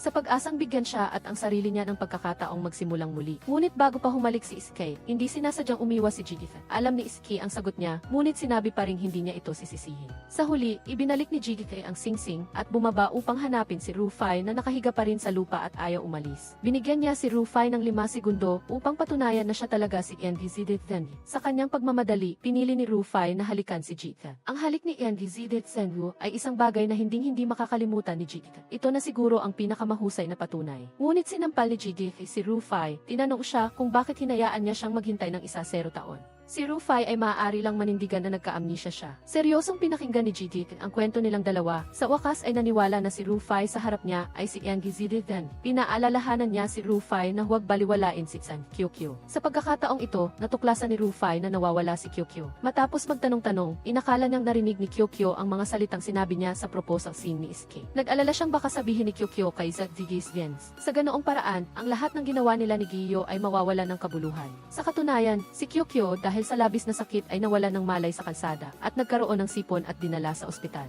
Alam ni Yens na nasa ospital si Kyokyo, ngunit nang tawagan siya ni Rufai para tanungin kung nakita niya si Kyokyo, mariin niya itong tinanggihan. Nagdududa si Yens na si Rufai ay si Yangizidethen. Gusto niyang makuha ang kiiskan ng mukha nito. Ngayon, kusang loob na pumasok si Rufai sa bitag. Nagpa siya si Yens na maglatag ng patibong para palabasin ang ahas sa kanyang lungga. Kaya, ginamit niya ang nurse ng ospital para ipaalam kay Rufai ang balita na nasa ospital si Kyokyo. Kasabay nito, inutusan niya si Xyogu na hintayin si Rufai sa hagdanan ng ospital, patumbahin siya at dalhin diretso sa same room.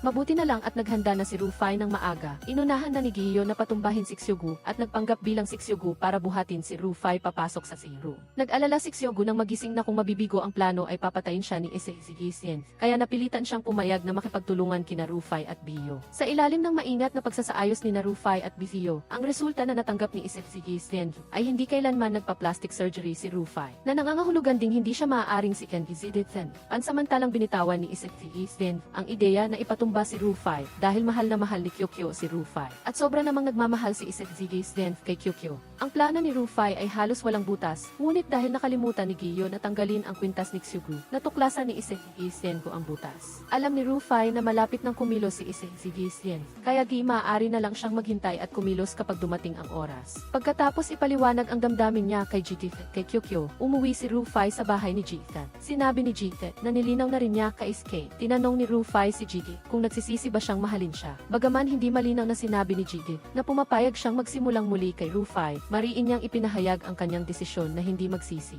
Kinabukasan ng umaga, naghanda si Jithan ng almusal para kay Rufai. Ngunit bago pa man makakain si Rufai ay nakatanggap na siya ng isang pakete. Ang pakete ay ipinadala mula sa Jinfeng Group at sa loob ay isang imbitasyon para sa isang charity gala. Nagpa siya si Yens na subukan ang pagkakakilanlan ni Rufai, lalo nag-iinorganisa niya ang charity auction sa pier kung saan naganap ang pagsabog ng Yate 0 taon na ang nakakaraan. At nagpadala rin ng imbitasyon kina si Jigit at Rufai. Alam ni Rufai na may masamang balak si Yens, kaya itinago niya ang imbitasyon para sa kaligtasan ni Jigsaw. Hinarangan ang lahat ng email sa pag-asang mapigilan si Jig na pumunta doon. Ngunit nalaman ni Jig ang tungkol sa charity night mula kay Lola. Inakala niyang tinataguan siya ni Rufai kaya dilihim siyang nagpakita sa gala noong gabing iyon. Nagplano si Rufai at Biyo na bumalik sa araw na ito 0 taon na ang nakakaraan ngayong gabi upang pigilan ang pagsabog ng yate. Ang dating pier ay naging hotel at ang charity auction ay ginanap sa loob ng hotel. Kaya, inutusan niya si Kiyo na lihim na sirain ang sistema ng pagsubaybay at nag-schedule silang magkita sa room 206.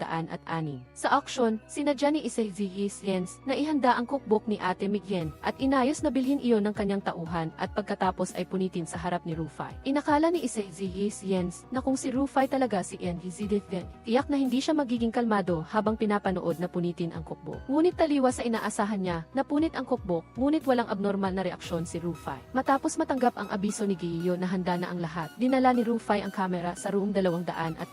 Sinabi niya sa sarili na basta't mabuhay ang kanyang ina, kahit 0 cookbook pa ang masisira ay ayos lang. Ngunit bago pa siya makarating sa room 206, narinig niya ang sigaw ng tulong mula sa katabing silid. Nag-atubili siya ng 1 segundo at tumakbo papasok sa katabing silid, ngunit natuklasan niyang may masamang balak si Xyogu kay Jithan. Sa kanyang pagkadesperado, pinindot niya ang kamera. At si Xyogu ay naglaho kasama ni Rufai sa room 206 at bumalik 0 taon na ang nakakaraan. Nakita mismo ni Rufai ang kanyang ina na dahan-dahang naglalakad patungo sa yete, puno ng pag-aalala at pagkainip ang kanyang puso. Ngunit bago pa man siya makapigil, biglang sumugod si Xyogu sa kanya. Gumanti si Rufai at nahulog si Xyogu sa dagat. Hindi siya naabutan ni Rufai at nakita lang niyang naglaho ito sa ilalim ng tubig. Bago maglaho, nakita ni Rufai ang anino ni Jigit na umaakyat sa yete. Pagbalik sa room 206, nagulat si Rufai nang makitang nawawala ang kamera. Sa sandaling iyon, tumawag si Kiyo kay Rufai, lumabas na naghanda pa si Yens ng isang sistema ng pagsubaybay sa silid. Kinuha niya ang kamera. Sa kasalukuyan, pinag-aaralan ni Yens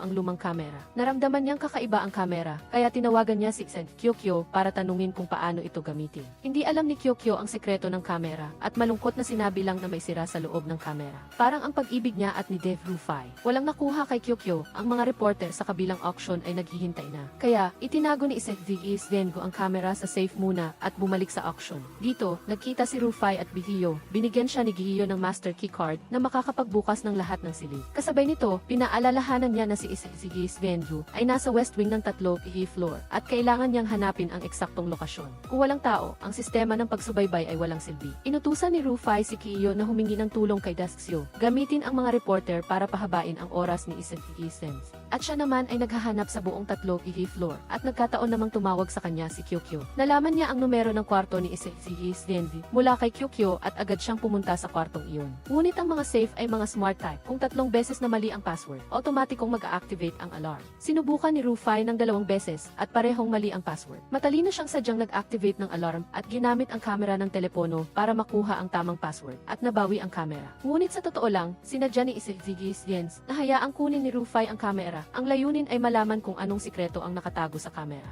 Hindi pa bigla-bigla si Rufai, nag-ugnay sila ng maayos ni Giyo upang lumikha ng isang peking eksena ng pagsunog ng kamera para ilihis ang atensyon ni Iseki Sense. Habang natigilan si Iseki Sense, mabilis na bumalik si Rufai sa kwarto at na-activate ang kamera 1 minuto bago sumabog ang yet. Gayunpaman, ang kamera na ito ay maaari lamang siyang ibalik sa parehong oras 10 taon na ang nakakaraan. Sa 1 minuto lang, wala siyang nagawang pagkilos at tanging nanood na lang na sumabog ang yete sa harap niya. Pagkatapos ng 10 minuto, bumalik si Rufai 10 taon na ang nakakaraan, hindi na nailigtas ang kanyang ina. Ito ay isang malaking dagok para sa kanya. Sa sandaling ito, nagising si Jiki-san. Inilabas siya ni Ezio sa kwarto. Nakita niya ang kalungkutan ni Rufai at niyakap niya ito, malumanay na inalo siya. Nang gabing iyon, namatay si Kyugu 10 taon na ang nakakaraan. Matapos magtanong-tanong, kinumpirma ni Rufai ang isang bagay. Kung namatay ang isang tao sa nakaraan, ang alaala ng lahat tungkol sa taong iyon ay mabubura. Tanging si Rufai at Gizio, ang 2 taong nakakaalam ng sikreto ng kamera, ang eksepsyon. Kaya, kahit si Kiki o si Jiki ay hindi na naaalala si Kyugu. Ang pagkamatay ng kanyang ina ay isang malaking dagok kay Rufai, ngunit umaasa pa rin siyang malaman ang katotohanan. Naalala ang eksena na nakita niya ang anino ni Jigit sa yete. Seryosong tinanong ni Rufai ang dahilan ng kanyang pagpapakita. Tapat na isinalaysay ni Jigit at inakala niya na kung hindi siya umalis ng maaga ay baka buhay pa sana ang biyenan niya. Inisip ni Jigit na pinalampas niya ang pagkakataong iligtas ang kanyang biyenan. Naramdaman naman ni Dick Rufai na hindi niya sila kayang protektahan. Malumanay na hinawakan ni Jigit ang kamay niya na antig dahil nakabalik sila sa isa't isa pagkatapos ng 10 taon. Kasabay nito, nagpa siya si Jigit na maging tagapagsalita para sa True Taste Restaurant kasama si Rufai sa pagharap kay Iseki Sense. Si Iseki Sense ay walang awa at ayaw ni Rufai na ilagay sa panganib si Jiki. Ngunit si Jiki ay matatag at matapang na nagsabing bastapi kasama niya si Rufai, wala siyang kinatatakutan. Ang Jinfeng Group sa ilalim ng sunod-sunod na pag-atake ng True Taste Restaurant ay nakaranas ng matinding pagbaba ng kita. Inakala ni Jiki na oras na lang ang bilang bago matalo si Iseki Sense. Ngunit alam ni Rufai na ang nasugatan na tigre ang pinakakatakutan. Ilang araw na lang at anibersaryo na ng kamatayan ni Isan, ang ina ni Isan, Kyokyo. Inakala ng lahat na may kinalaman si Jiki sa pagkasawi ni Isan. Ngunit sa katunayan, sa araw na iyon, 10 taon na ang nakakaraan, pumunta si Iseki Sense sa bahay ni Enki Ziditen upang gumawa ng kalokohan, ngunit hindi sinasadyang nakita siya ni Isan. Nagmadaling umalis si Iseki Sense at naitulak si Isan sa sahig. Hindi inaasahang nagdulot ito ng atake sa puso kay Isan. Gusto sanang iligtas ni Iseki Sense si Isan, ngunit hindi niya nakita ang gamot at tanging napagmasdan na lang niya si Isan na huminto sa paghinga sa harap niya. Ang pangyayaring ito ay nagbigay kay Iseki Sense ng pagsisisi hanggang ngayon, kaya di palagi siyang nagsisikap na bumawi kay Kyokyo. Si San Kyokyo, dahil sa paghihiwalay nila ni Rufai ay labis na nalungkot na wala ang inosenteng iti niya noong una. Inakala ni Iseki Sense na nag-away at nagtatampo lang silang dalawa, kaya gi-espesyal siyang bumili ng sasakyan para pasayahin si Kyokyo. Diretsong sinabi ni Kyokyo na naghiwalay na sila ni Rufai at sinabi kay Iseki Sense na si Jigas pa rin ang mahal ni Rufai. Ang malalim na damdamin kay Jigikan, ang malapit na ugnayan kay Giyo, ang pagbili sa Hengyuan Group, ang paghaharap sa Jinfeng. Bawat isa ay nagpapaalala kay Iseki Sense na si Rufai ay si Enki Ziditen. Bagaman ilang beses na siyang sumubok dati, ngunit walang nakitang pahiwatig. Naniniwala pa rin si Iseki Sense sa konklusyong ito. Sa pagkakataong ito, balak niyang saktan si Jigifes para kusang umamin si Enki Ziditen na siya ang nakaligtas na Vanki Ziditen. Ayaw ni Iseki Sense na masangkot si Kyokyo. Ngunit itinago siya ng sekretarya ni Ise. Nagdala ng tumpok ng mga larawan at hinanap si Kyokyo. Sa larawan, bumaba si Jigifes mula sa sasakyan ni Iseki Sense. Tila may sikreto sa pagitan nilang dalawa. Ginamit ng kalihim ni Ishi ang pangyayaring ito upang siraan si Jiki bilang isang babaeng gahaman sa pera at isinisi ang lahat ng responsibilidad para sa kaso ng pamilya sa kanya. Sa simula, matibay pa rin ang pananalig ni Kyokyo kay Jiki, ngunit nag-alala siyang baka ito ang totoo at masasaktan si Rufai. Kaya, nakipagkita siya kay Jiki ng seryoso, hawak ang mga larawan at tinanong siya ng totoo. Inakala ni Jiki na ang matuwid na tao ay hindi natatakot sa mga akusasyon at hindi nagbigay ng paliwanag kay Kyokyo. Nang tanungin ni Kyokyo kung sinaktan ba niya si Enki Ziditsen, dahil nakita nito ang kanyang pagiging gahaman sa pera, na insulto si Jiki at galit na umalis. Nang gabing iyon, lihim na pinatumba muli ng kalihim ni Iski si Kyokyo at isinisi kay Jita. Kinaumagahan, kumalat ang balita na sinaktan ng aktres na si Jita ang kalihim ni Is. Nagalit si Issei din sa kalihim ni Issei. Ngunit ito ay talagang isang pambihirang pagkakataon upang ilabas ang ahas sa kanyang lungga. Maraming reporter ang pumalibot sa entertainment company para kwestiyonin si Jita at ipinagtanggol ni Iskay si Jita palabas sa sirkulo. Tumawag si Jita kay Rufai, hindi niya alam ang layunin ni Issei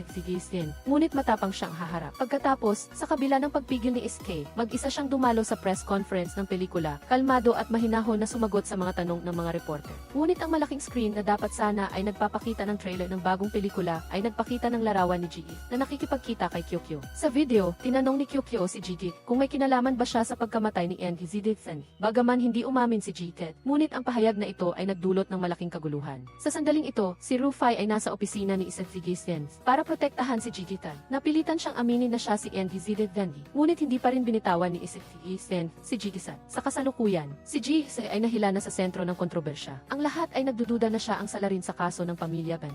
Si Ji ay nagtago sa bahay sa ilalim ng proteksyon ni Iski. Samantala, puno ng mga reporter ang ibaba ng kanyang bahay. Sa sandaling ito, kung susundin lang ni Rufai ang kagustuhan ni Issei at kusang aaminin na siya si Enki Ziditsen, lahat ng chismis ay kusang mawawala. Si Ji ay matagal nang nasa entertainment industry, sana isa lahat ng trick. Ipinilit niyang maghintay si Rufai ng tamang oras para siya ang humawak nito. Bukod kay Jiji-san, si Kyokyo ay isa ring bida sa insidente. Ngunit si Kyokyo ay protektado rin ni Issei.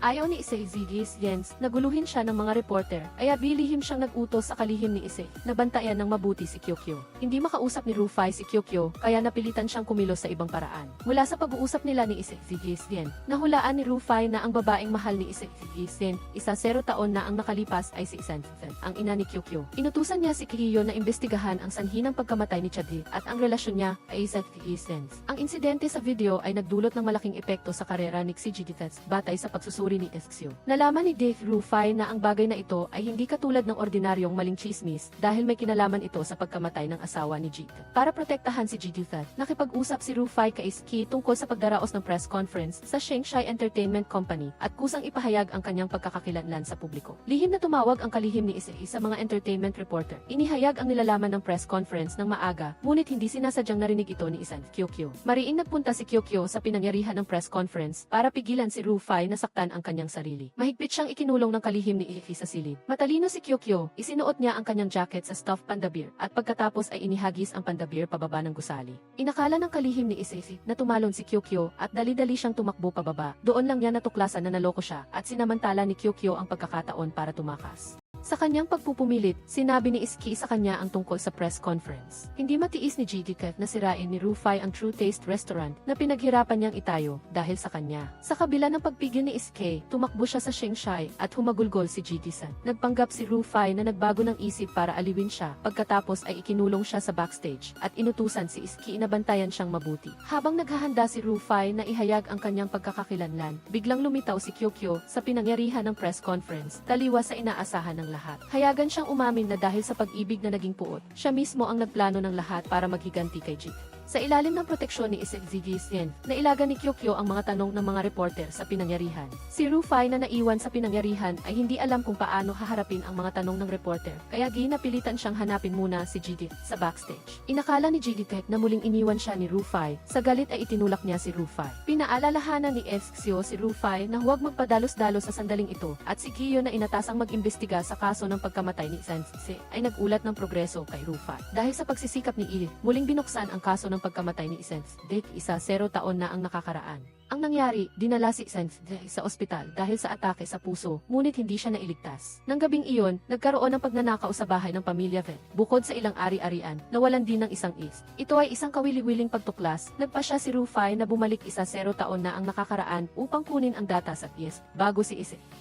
Ngunit hindi na matiis ni Issei na makipaglaro ng taguan kay Rufai. Nagkaroon din ng gulo ang kalihim ni Issei sa kotse ni Rufai ayon sa utos niya. Sa mismong sandali na sumabog ang kotse ni Rufai, pinindot niya ang camera pera at matagumpay na nakabalik 1-0 taon na ang nakakaraan. Gayunpaman, hindi sinasadyang nasaksihan ni Gigi ang pagsabog ng kotse niya. Inakala niyang muli siyang nawalan ni Sidithen. Labis na nalungkot at nawalan ng malay sa lugar. Si Rufai na bumalik 1-0 taon na ang nakakaraan ay matagumpay na nauna kay Zigisten. Natuklasan ang video sa computer. Ang nilalaman ng video ay ang pag-uusap ni Sidin Smighen at Zigisten Sayed. Natuklasan ni Sidin Smighen ang masamang balak ni Zigisten sa kaso ng food poisoning. Nangahas si Zigisten na pumatay. Sinaktan niya si Ginang Sidin Sayete at pinasabog ang yate. Ang video na ito ang mahalagang ebidensya ng krimen ni Zigisten. Mabilis na ginamit ni Rufai ang EXQ upang i-backup ang video. Sa mismong sandaling ito, dumating na si Zigisten sa bahay ng pamilya Van.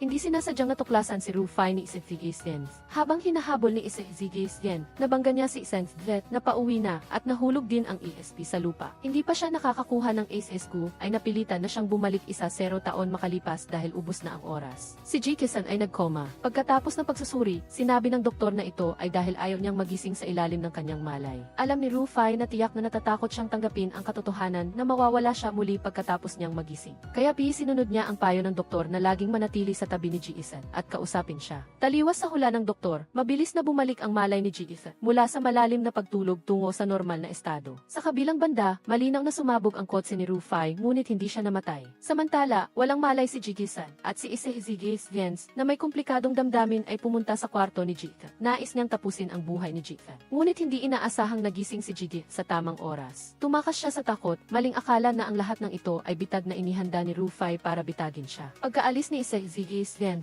bumalik din si Rufai sa kwarto. Masaya siya dahil gising na si Jikitan. Ngunit hindi niya inasahan na nagka-amnesia si Jika. Gaya ng hula ng doktor, ang masyadong mabilis na paggaling ng malay ni Jiki ay hindi magandang bagay. Ngayon, hindi na maalala ni Jiki ang anumang bagay na may kinalaman kina Van Zidithen at Dave Rufai. Sinabi ni Zigisten kay Kyokyo na aalis siya ng matagal. Nagkamali ng pagkaunawa si Kyokyo na normal na business trip lang ang gagawin ni Zigisten. Inakala ni Zigisten na kailangan niyang tumakas kaya naglabas siya ng saloobin kay Kyokyo. Sinabi ni Zigisten kay Kyokyo na sa loob ng 1-0 taon, sila ni Kyokyo ay naging mag-ama at magkaibigan at nagpasalamat sa pagiging kasama ni Kyokyo. Diretsyong sinabi ni Zigisten na nabuhay siya ng 1-0 taon sa dilim, panlilinlang at walang mapagpilian. Ngunit si Kyokyo ang tanging tao na pinagkakatiwalaan niya at hindi niya sasaktan at umamin din na hindi siya mabuting tao. Walang naintindihan si Kyokyo, tanging naawa lang sa sitwasyon ni Zigisten. Dinala ni Rufai, Beyo at Dasyo si Jikath pauwi. Wala siyang maalala tungkol sa bahay at hindi man lang maalala na kasal siya. Napilitan si Rufai na sabihin kay Jikath na siya ang asawa niya at sina Beyo at Dasyo ay matatalik na kaibigan niya. Sinabi ni Rufai kay Giyo na nagpasya siyang huwag nang mag-imbestiga pa dahil natuklasan niyang nabigo ang lahat ng kanyang pagsisikap at hindi na niya mailigtas ang kanyang ina. Nawala rin ang HSB na naglalaman ng ebidensya ng krimen ni Zigisten. Tinanong siya ni Giyo na huwag sumuko. Inakala ni Rufai na ang pagka-amnesia ni Jigi ay magandang pagkakataon para magsimula siyang muli. Ayaw na niyang saktan pa si Jigi dahil sa pag-imbestiga sa katotohanan. Hindi sumang-ayon si Giyo sa madaling pagsuko ni Rufai, tumalikod at umalis. Kakaiba ang ikinilos ni Kyokyo kay Zigisten. Nag-iwan si Zigisten ng malaking halaga ng pera kay Kyokyo at umalis. Hinabol ni Kyokyo at tinanong si Zigisten kung sino ang minahal niya. Kung ang kanyang kakaibang pagkilos ay may kinalaman kay Rufai. Hindi sumagot si Zigisten, ngunit sinabi kay Kyokyo na hindi niya ito sasaktan. Siya rin ang pinagkakatiwalaan niya. Mariing ibinalik ni Kyokyo ang pera kay Zigisten at umalis at nilinaw na siya mismo ang mag-imbestiga sa katotohanan. Iniulat ng kalihim kay Zigisten na nakadischarge na si Jig sa ospital at nagka-amnesia. Nakahinga ng maluwag si Zigisten pagkarinig nito, nanatili at tinawagan si Kyokyo at sinabing nawalan lang siya ng kontrol kaya siya nagdaldal. Sinigawan ni Jig sina Rufai, Beyo at Dasyo dahil sabay-sabay silang nambola sa kanya. Dahil natuklasan niya ang kasal na larawan niya at ni Sidithen at hindi isa sina Sidithen at Rufai. Napangiti ng mapait si Rufai at isinalaysay ang lahat kay Jigika. Sinabi ni Jigika kay Rufai na nararamdaman niya ang pagsisisi sa alaala ni Rufai. Biglang naalala ni Rufai na noong panahong iyon, gumamit siya ng ASP para kopyahin ang data na naglalaman ng ebidensya ng krimen ni Zigisten. Ngunit nang umalis siya ay nabangga niya si Zigisten, kaya nawala ang AIDS. Si Giyo na inspirasyon ng malungkot na kwento ng pag-ibig ni Jigi at Rufai ay umamin kay Dasyo. Sinabing mahal niya ito at pakiramdam niya ay dapat nilang pahalagahan ang kasalukuyan. Masayang hinalikan ni Dasyo si Giyo pagkarinig nito at muling nag-propose si Giyo kay Dasyo. Hindi nagbigay ng malinaw na sagot si Dasyo. Tumawag si Rufai kay Giyo at nagdesisyong ipagpatuloy ang investigasyon. Tumawag si Rufai kay Kyokyo, tinanong kung nakita ba niya ang isang ESP sa mga gamit ng kanyang ina at agad na nagmaneho papunta sa bahay ni Kyokyo. Hinalughob ni Kyokyo ang mga gamit ng kanyang ina at at natagpuan niya ang isang EXP. Sa BSD, nasaksihan ni Kyokyo ang buong proseso ng kaso ng yate, natakot at tinakpan ang kanyang bibig. Naalala ni Kyokyo ang mga salitang sinabi sa kanya ni Ishin, pati na rin ang pag-aalala at tiwala niya sa kanya at hindi siya makatiis na isumbong ito. Pagdating ni Rufai sa bahay niya, nagsinungaling siyang hindi niya nakita ang EXP. Tinanong ni Kyokyo si Rufai kung bakit niya hinahanap ang ASP at kung ano ang gagawin niya kapag nahanap niya ito. Sinabi ni Rufai ang kahalagahan ng ASP para sa kanya. Tahimik si Kyokyo at hindi nagsalita. Si Ishihis Genryu ay palaging nag-iisip tungkol sa paulit-ulit na pagkawala ni Rufai at ang sekreto ng kamera at nagpasya siyang siya mismo ang magtanong ng katotohanan kay Rufai. Pinagmasdan at pinag-aralan ni Jigit si Rufai na natutulog, nagising si Rufai at nagulat. Sinabi ni Jigit na pinag-aaralan niya ang pagkakatulad ni na Rufai at Yang Izidit, ngunit natuklasan niyang magkaiba silang dalawa. Gusto ni Jigit na sabihin ni Rufai ang pangalan ng Plastic Surgery Hospital. Nagpasya siyang siya mismo ang mag-imbestiga. Inutusan ni Rufai si Nagigiyo at Lit na hanapin ang mga kaibigan ng ina ni Kyokyo noong nabubuhay pa, upang tanungin ang kinaroroonan ng AXP. Si Pansayong ay naghanap kay Dukay, umaasang makikipagtulungan dito upang pumasok sa larangan ng pelikula at telebisyon. Si Pansayong ay bumisita kay Kiao Kiao. Si Kiao Kiao ay dapat sanang magtatanong kay Pansayong, ngunit nang maalala niya ang eksena ni Pansayong na sinasaka si Zheng Mei sa East, hindi na niya ito natanong. Si Jiaxin ay dumating sa kumpanya, nagulat nang malaman na siya pala ay isang matagumpay na artista. Sinabi niya kay Dukay na siya ay may pansamantalang amnesia, kaya hindi siya maaaring umarte. Nagtataka si Dukay kung bakit kilala siya ni Jiaxin. Sinabi ni Jiaxin sa kanya na dahil nakilala na nila ang isa 0 taon na ang nakalipas, nawala lang sa kanya ang alaala ng 0 taon na ito. Si Dukay ay nag-aatubili, ayaw niyang magkaroon ng amnesia si Jiaxin. Ngunit umaasa siyang makakalimutan ni Jiaxin ang masakit na alaala ng nakaraang 0 taon at sinabi rin na hindi niya kailanman patatawarin si Rufei. Sakto namang dumating si Rufei, muling inakusahan ni Dukay si Rufei na nagdulot ng 0 taon ng pagdurusa at ng kasalukuyang amnesia ni Jiaxin. Kasabay nito, sinabi niya kay Jiaxin na pumili ulit, piliin siya o piliin si Rufei. Si Jiaxin ay nanahimik pa rin at piniling umalis kasama si Rufei. Nagtataka si Jiaxin kung bakit tensyonado ang relasyon ni na Rufei at Dukay. Sinabi sa kanya ni Rufei na gusto siya ni Dukay. Nagulat si Jiaxin. Pagkatapos makipagkita kay Kiao Kiao, si Pansayong ay nagpunta muli kay Dukay at natuklasan ang pangalan ng ospital ng plastic surgery na isinulat ni Jiaxin sa isang piraso ng papel. Sinabi ni Dukay kay Pansayong na balak ni Jiaxin na imbestigahan ang relasyon ni na Zhendong at Rufei. Nakita ni Ben si Kiao Kiao na tulala, kaya tinanong niya ito kung anong nangyayari. Si Kiao Kiao ay naghihirap sa pagitan ng pag-ibig at katarungan, hawak ang EXP na iyon at nag-aalangan kung isusumbong ba si Pansayong o hindi. Sinabi ni Pansayong sa sekretarya na alam na niya ang ospital kung saan nagpa-plastic surgery si Rufei at inutusan ang sekretarya na imbestigahan ang tungkol sa pagpapalit ng mukha ni Peng Zhendong bilang si Rufei 0 taon na ang nakalipas. Si Lola naman ay nangutya kay Kiao Kiao na nagtatago ng sikreto, tinutulungan ni Pansayong at malapit nang umangat sa posisyon. At binatikos din niya ito na palaging lihim na nakikipagsabwatan kay Pansayong laban kina Rufei at Jiaxin. Ipinahiwatig na ang pagsabog ng kotse ni Rufei at ang amnesia ni Jiaxin ay pawang kagagawa ni Pansayong, umaasang maging limitado ang pagkatao nito. Nagulat si Kiao Kiao nang marinig ito, kahit hindi niya ito inamin, nagduda naman siya sa kanyang kalooban. Agad siyang tumawag kay Pansayong upang malaman ang katotohanan, ngunit si Pansayong ay nagmi-meeting, hindi niya nasagot ang tawag nito. Tumawag si Kiao Kiao kay Rufei at nalaman na si Rufei ay nagpapalipad ng saranggola kasama si Jiaxin. Sinabi ni Rufei kay Kiao Kiao na babawiin niya ang mga pagkukulang ng nakaraang 0 taon para kay Jiaxin. Aalagaan niya ng mabuti si Jiaxin para maging masaya ito. Napabuntong hininga si Kiao Kiao sa hirap ng pag-ibig nilang dalawa, lihim siyang nagbigay ng basbas sa kanila at nagpasya sa kanyang puso na protektahan silang dalawa. Sinabi ni Rufei kay Jiaxin na sa loob ng 0 taon, palagi niyang inaalala ang mga alaala nilang dalawa at inaalala ang bawat salita at bawat hiling ni Jiaxin. Gusto niyang samahan si Jiaxin para gawin ang mga hiling na iyon at magmahalan silang muli. Labis na sumaya si Jiaxin at si Kiao Kiao naman ay nagpunta kay Pansayong. Si Pansayong ay nagmi-meeting pa rin, kaya kinausap na lang ni Kiao Kiao ng direkta ang sekretarya. Diretsahang hiniling ni Kiao Kiao kina Pansayong at sa sekretarya na tigilan na sina Rufei at Jiaxin at sinabi rin na alam niya na palagi nilang kinakalaban sina Rufei at Jiaxin. Mariing itinanggi ng sekretarya, kalmadong sinabi ni Kiao Kiao na may video siya na nagpapakita ng kanilang pagpatay at nag-aalangan pa rin siya kung isusumbong ba sila sa pulisya o hindi. Nang marinig ito, agad na nataranta ang sekretarya at dinala agad si Kiao Kiao sa isang silid para makipag-usap ng pribado. Inakala ng sekretarya na hawak ni Kiao Kiao ang video ng pagpatay niya kay Xiaoyu at kusa siyang nagsabi kay Kiao Kiao na kahit siya ang gumawa ng pagpatay kay Xiaoyu.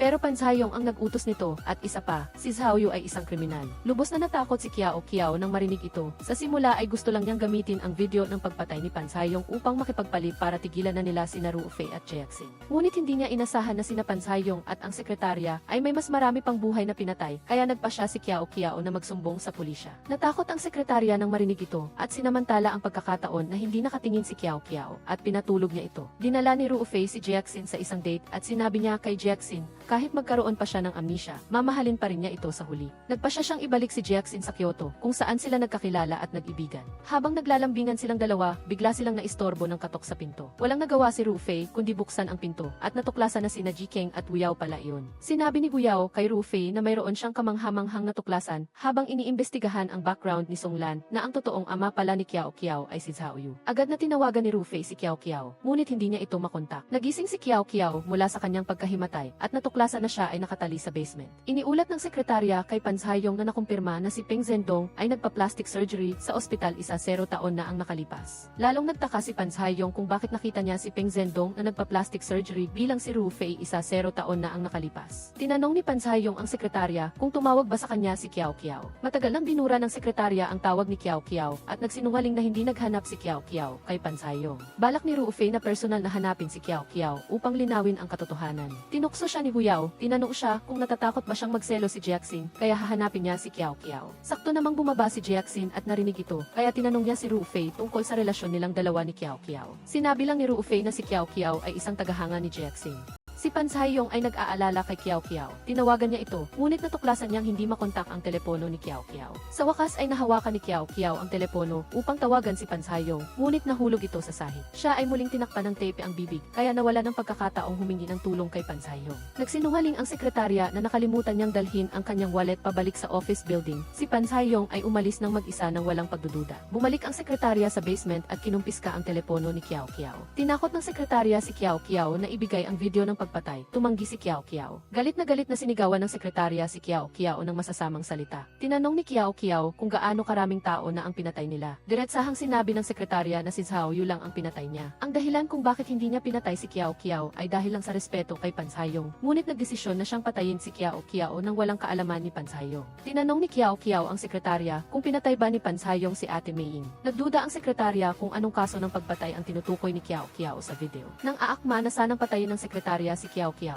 dahan-dahang bumaba si Pansayong. Nataranta ang sekretarya sa takot. Lumabas na si Pansayong ay hindi sinasadyang nakita ang kotse ni Kiao Kiao na binigyan ng tiket ng pulis pagkalabas niya ng company gate, kaya napagtanto niyang nagsisinungaling ang sekretarya. Sinabi ng sekretarya kay Pansayong na alam ni Kiao Kiao na pinatay nila si Xiaoyu at hindi na nila maaaring panatilihin si Kiao Kiao. Maaari niya itong tulungan na patayin si Kiao Kiao. Kalmadong sinabi ni Pansayong na hindi siya kailanman pumatay ng tao, siya ang pumatay. Kapag naglakas loob siyang patayin si Kiao Kiao, siya ang papatayin niya. Nagtalo silang dalawa, walang gustong magbigay. Pumayag si Xiao sa alok ni Guyao na magpakasal at nagpa siyang magdaos ng salu-salo sa kasal sa food fashion restaurant at inanyayahan din si Jiaxin bilang panauhin. Labis na natuwa si Guyao, nakipagkasundo si Pansayong sa sekretarya. Inutusan niya itong gawing bihag si Kiao Kiao upang takutin siya na ilabas siya sa lungsod. Ngunit kasabay nito, binuksan din ni Pansayong ang video sa kanyang telepono at ipinakita kay Ruofei ang eksena. Nang makita ni Ruofei ang video, agad siyang tumakbo para iligtas si Kiao Kiao. Nagmaneho si Pansayong para dalhin ang sekretarya at si Kiao Kiao sa isang liblib na lugar at sinabi sa sekretarya na mabilis na tumakas. Tinanong ng sekretarya si Kiao Kiao kung nagsumbong ba siya sa pulisya. Matatag na sinabi ni Kiao Kiao na ayaw ng sekretarya na mamuhay sa pagtatago, kaya nagmungkahi siya kay Pansayong na ibaon ng buhay si Kiao Kiao. Nagkunwari si Pansayong na pumayag at nang handa na ang sekretarya na kumilos, dumating si Ruofei sa tamang oras at pinigilan ang sekretarya. Sinabi niya sa sekretarya na si Pansayong mismo ang gumamit ng video upang akitin siya rito. Sinabi ni Kiao Kiao kay Ruofei na pinatay ng sekretarya si Xiaoyu. Sinabi naman ni Ruofei kay Kiao Kiao na si Xiaoyu ang kanyang tunay na ama. Hindi makapaniwala si Kiao Kiao nang marinig ito. Sinabi ni Ruofei sa kanya na ang taong nakita niya kay Pansayong noong nakaraan ay si Xiaoyu. Sa sandaling ito, sinamantala ng sekretarya ang pagkaabala ni Ruofei at inatake siya. Nakipag-away si Ruofei sa sekretarya. Si Ruofei ay nangunguna na sana, ngunit hindi niya inaasahan na si Pansayong ay tatama sa kanya mula sa likuran para patulugin siya. Nagulat si Kiao Kiao. Hinahanap ni Jiaxin si Ruofei kung saan-saan. Tinawagan siya ngunit walang sumasagot.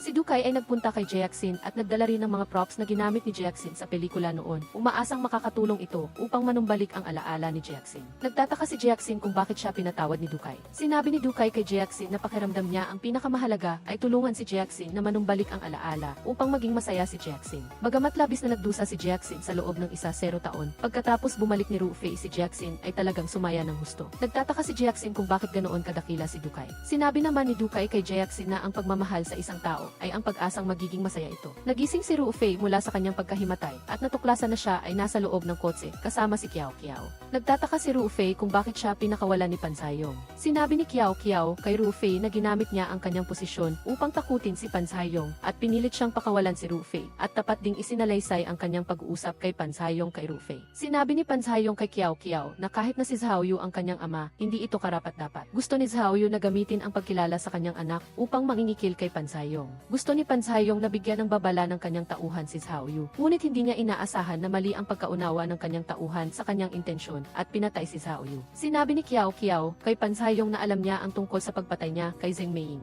Isinalaysay ni Pansayong ang dahilan kung bakit niya kinakalaban ang pamilya Peng ay dahil ang kanyang ama ay namatay matapos na akusahan ni Zheng Meiying ng mali. Kaya, pumasok lang siya sa Hengyuan para maghiganti sa pamilya Peng. Naglagay siya ng lason sa pagkain dahil gusto niyang pabagsakin ang Hengyuan, ngunit hindi niya inaasahan na matutuklasan ni Zheng Meiying ang katotohanan. Upang protektahan ang sarili, kinailangan niyang patayin si Zheng Meiying at gumawa ng peking eksena ng pagsabog ng yacht. Diretsahang sinabi ni Kiao Kiao kay Rufy na matagal na niyang nahanap ang AXP. Ngunit dahil kay Pansayong ay itinago niya ito kay Rufy. Gusto ni Rufy na ibigay ni Kiao Kiao sa kanya ang AXP, ngunit tumanggi si Kiao Kiao. At sinabi kay Rufy na pumayag siya na bigyan si Pansayong ng isang araw para ayusin ang problema sa Jinfeng. Pagkatapos, susuko si Pansayong sa istasyon ng pulisya. Tinanong ni Rufy si Kiao Kiao kung alam ba niya kung ano ang gagawin ni Pansayong sa loob ng isang araw na iyon. Tumawag si Pansayong at sinabi sa sekretarya na hindi na nito kailangang tumakas. Nagpasya siyang kontrolin si Jackson upang makontrol si Rufy. Pagkatapos ay gagamitin ang pagkontrol kay Rufy upang pigilan si Kiao Kiao na magsumbong sa pulisya. Ang mabait na si Kiao Kiao ay naniwalang nagsisisi na talaga si Pansayong. Nakiusap siya kay Rufy na bigyan siya ng isang araw. Mahigpit na sinabi ni Rufy na gagamitin ni Pansayong ang isang araw na iyon upang gumawa ng mas malubhang krimen. Pagkatapos ng matinding pag-iisip, ibinigay pa rin ni Kiao Kiao ang AXP kay Rufy. Nang matanggap ni Rufy ang AXP, sinabi niya kay Kiao Kiao na ihatid siya sa bahay. Lubos na naiintindihan ni Rufy ang ugali ni Pansayong. Alam niyang hindi ito susuko bago makuha ang AXP. Umaasa naman si Kiao Kiao na tuluyan ng matatapos ang nangyari 0 taon na ang nakalipas. Magiging masaya na sana sina Rufy at Jackson. Pagdating ni Rufy sa bahay, natuklasan niyang si Dukay lang ang naroroon. Nang malaman niyang dinala na pala ni Pansayong at ng sekretarya si Jackson, labis siyang natakot at kinwestiyon si Dukay kung bakit pinayagan niyang sumama si Jackson kay Pansayong. Walang alam si Dukay. Ipinaliwanag niya na si Jackson at si Pansayong ay dating magkakilala. Bukod pa rito, nagpunta si Pansayong upang tulungan si Jackson na manumbalik ang alaala at nagdala pa ng vintage camera. Sa harap ng pagkalito ni Dukay, napipi si Rufy. Tumawag si Rufy kay Pansayong at gusto niyang ipagpalit ang AXP kay Jackson. Tinanong naman ni Pansayong ang tungkol sa sikreto ng kamera. Tumanggi si Rufy na sabihin sa kanya ang katotohanan. Kaya, tumanggi si Pansayong na ibigay si Jackson. Nagtataka si Jackson kung bakit siya dinala ni Pansayong at ng sekretarya sa basement. Nilinlang siya ni Pansayong na tutulungan niya itong magsagawa ng pagsusuri sa psikolohikal. Kinumpis ka ng sekretarya ang telepono ni Jackson. Nag-aalala na mabunyag ang pagpatay niya kay Zhaoyu. Umaasa siyang pipigilan ni Pansayong si Kiao Kiao na sabihin ang totoo. Nagkunwari naman si Pansayong na nagbibigay aliw at sinabing tutulungan niya itong ayusin. Ngunit sinamantala niya ang pagkaabala ng sekretarya at pinatay ito upang burahin ang ebidensya. Hindi sinasadyang natuklasan ni Jackson ang telepono na nakalimutan ni Kiao Kiao sa basement at tumawag kay Rufy. Sinabi niya rito na siya ay nakakulong sa basement ng Jinfeng Group. Kasabay nito, sinabi rin niya kay Rufy ang dalawang bagay. Una, ang kamera ay nasa kamay ni Pansayong. Pangalawa, hindi siya nagkaroon ng amnesia. Nagtataka si Rufy kung bakit siya nagpanggap na nagkaroon ng amnesia. Lumabas na nang magising si Jackson noong araw na iyon, natuklasan niya na balak ni Pansayong na gumawa ng masama sa kanyang A-trip. Walang magawa, nagpanggap na lang siya na may amnesia upang linlangin si Pansayong na maging hindi maingat sa kanya. Pagkatapos ay gusto niyang sabihin ang totoo kay Rufy, ngunit gusto niyang maranasan ang maingat na pag-aalaga at atensyon ni Rufy. Maranasan ang kagalakan at kaligayahan na hatid ni Rufy sa kanya. Maranasan ang pakiramdam na nililigawan muli ni Rufy. Labis na sumaya si Jackson at minahal muli si Rufy. Kaya, palagi siyang nag-aatubili na sabihin kay Rufy ang katotohanan tungkol sa kanyang pagpapanggap na amnesia. upang protektahan si Dukay na naroon din noong panahong iyon. Nang dumating si Pansayong upang kunin siya, wala siyang magawa kundi magpatuloy sa pagpapanggap na may amnesia at kusang sumama kay Pansayong. Ginagamit din ni Rufei ang pagkakataong ito upang sabihin kay Jackson ang sikreto ng kamera at sinabi sa kanya kung paano gamitin ang kamera upang makabalik sa nakaraan. Nag-aalangan si Jackson na maniwala. Tinanong ni Pansayong si Jackson tungkol sa sikreto ng kamera. Nagpatuloy si Jackson sa pagkukunwari at sinabi kay Pansayong na ang kamera ay maaaring makahanap ng kalaban at maaari ring maglaho ang mga tao. Tinanong ni Pansayong kung paano gamitin ang kamera. Gusto ni Jackson na hawakan ang kamera upang ipakita. Ngunit maingat na hinawakan ni Pansayong ang kamera at dinala si Jackson sa kanyang opisina upang magpakita. Kinuha ni Jackson ang kamera at nadismaya siyang sinabi kay Pansayong na walang film sa kamera. Agad na inutusan ni Pansayong ang kanyang subordinate na kumuha ng AX2 at film mula kay Rufei. Ibinigay ng subordinate ang film kay Pansayong. Sinabi ni Pansayong kay Jackson na subukan niyang gamitin. Sinamantala ni Jackson ang pagkakataon na kunan ng larawan si Pansayong. At talagang naglaho si Pansayong. Tumawag si Jackson kay Rufei at sinabing matagumpay niyang naalis si Pansayong. Matagal nang nagsumbong si Rufei sa pulisya na si Jackson ay dinukot at agad na dumating ang pulisya. Biglang natuklasan ni Pansayong na nakabalik siya sa 10 taon na ang nakalipas. Bukod pa rito, nakita pa niya ang sarili niya 10 taon na ang nakalipas. Dito lang nalaman ni Pansayong ang sikreto ng kamera nang makabalik siya sa nakaraan. Sinabi niya sa sarili niya 10 taon na ang nakalipas na alam niya ang lahat ng kanyang mga sikreto, kasama na ang pagkamatay ni Zheng Meiying at Song Lan at inilabas ang AX2 upang patunayan ang kanyang sinasabi. Seryosong sinabi ni Pansayong sa sarili niya 10 taon na ang nakalipas kung saang ospital nagpa-plastic surgery si Peng Zhendong at sinabihan siya na patayin si Peng Zhendong upang maiwasan ang anumang masamang mangyayari. Sa sandaling ito, dinala ni Rufei ang pulisya upang iligtas si Jackson at niyakap niya si Jackson. Tinanong sila ng pulisya kung saan dinukot ni Pansayong si Jackson.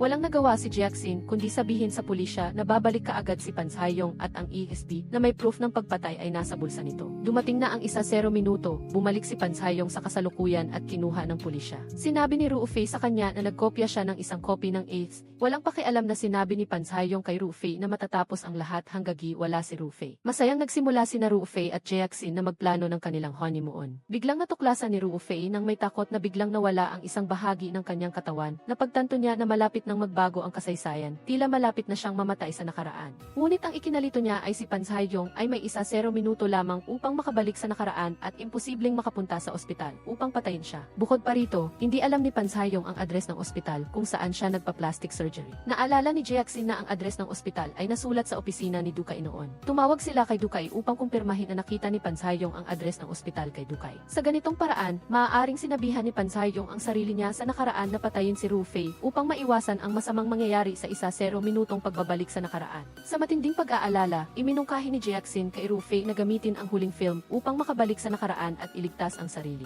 Nag-aalala naman si Rufei na hindi niya mailigtas ang sarili sa loob ng maikling 10 minuto. Si Jackson at Rufei ay nagtungo sa ospital kung saan nagpa-plastic surgery si Zhendong. Sinabihan ni Rufei si Jackson na pagkatapos siyang mamatay, dapat piliin ni Jackson si Dukay at magsikap na mabuhay ng masaya. Pagkatapos ay malungkot din siyang nagsabi kay Jackson na mayroon pa rin siyang pagsisisi at sakit sa puso. Nang marinig ito, mahigpit na niyakap ni Jackson si Rufei at sinabing naaalala niya ito ng mabuti. Sa sandaling pinindot ni Jackson ang kamera, nakabalik siya at si Rufei sa 10 taon na ang nakalipas. Naghiwalay sila ni Rufei upang kumilos, siya ay nasa ika-negatibo 4 na palapag at si Rufei ay nasa ika-negatibo 5 na palapag. Ngunit dahil si Peng Zhendong ay nailigtas sa baybayin, hindi malinaw ang kanyang pangalan at pagkakakilanlan, kaya maaari lang silang maghanap sa bawat silid. Hindi alam kung swerte o malas, nagkaroon ng lindol ng panahong iyon at maraming pasyente ang nagkaroon ng paso sa ospital. Mahirap para kina Jackson at Rufei na mahanap si Peng Zhendong sa ilalim ng benda. Nangangahulugan din ito na ang pagkilos ni Pansayong na alisin ang ugat ng kasamaan ay naging mas mahirap din sa proseso ng paghahanap. Hindi sinasadyang narinig ni Jackson ang pag-uusap ng mga nurse at nahanap ang silid ni Zhendong. Mabilis niyang pinalitan ang information card ni Zhendong at binago ang sanhi ng sugat sa paso ng tubig.